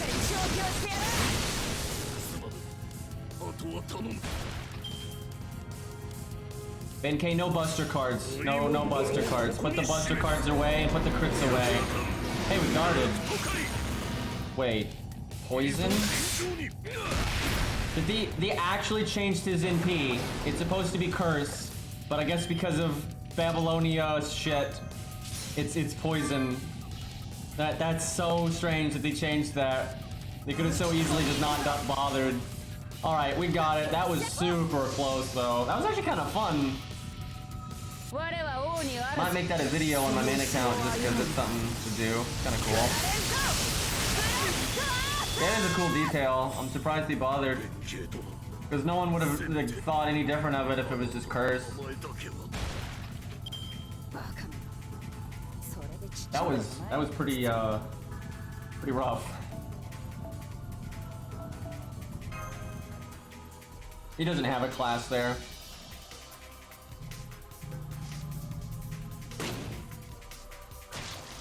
I just took a bite out of a Little Caesars pizza and my mouth is on fucking fire. Like, did you put hot sauce on it, or is it just like, you know, really fresh out of the oven?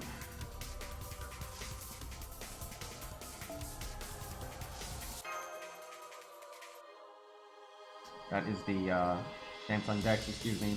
It's spice. I always add hot sauce to my pizza generally. Really like hot sauce on pizza. It's kind of great. Okay, that's pretty much everything we can do right now. It's probably another mission or two we can do. Let me see. Yeah, we got a few more missions we can do. But they don't unlock anything, so we're essentially at the time gate. So we can just get this stuff done in the meantime. Because we've got, how many days? Oh geez, we have like 3 days. So yeah, we got a bit. All right, well, that's probably a good time to wrap up FGO. I got a little bit of Dark Souls in me. I think we can do a bit of a bonus stream. Might need to eat something real quick, but we'll play that a bit, do some PvP. But yeah, thank you for hanging out. For those that are just here for FGO, I will definitely be at. I don't know. Maybe we play the co-op account tomorrow, just because there's not a lot to do in this event for a few more days. I don't know. We'll see. Either that, or we catch up on like maybe the Steno account or something like that. But yeah, thank you guys for hanging out, and I think I'll switch over to Dark Souls for a bit and play that. And for my FGO boys, we will be back at this tomorrow. At some point, I'm going to stream Armored Core, but no rush.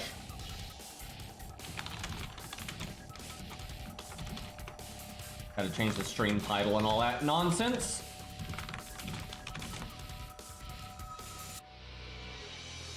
Alrighty, let me restart the stream so the VODs are separated, keep things nice and neat. I will be right back.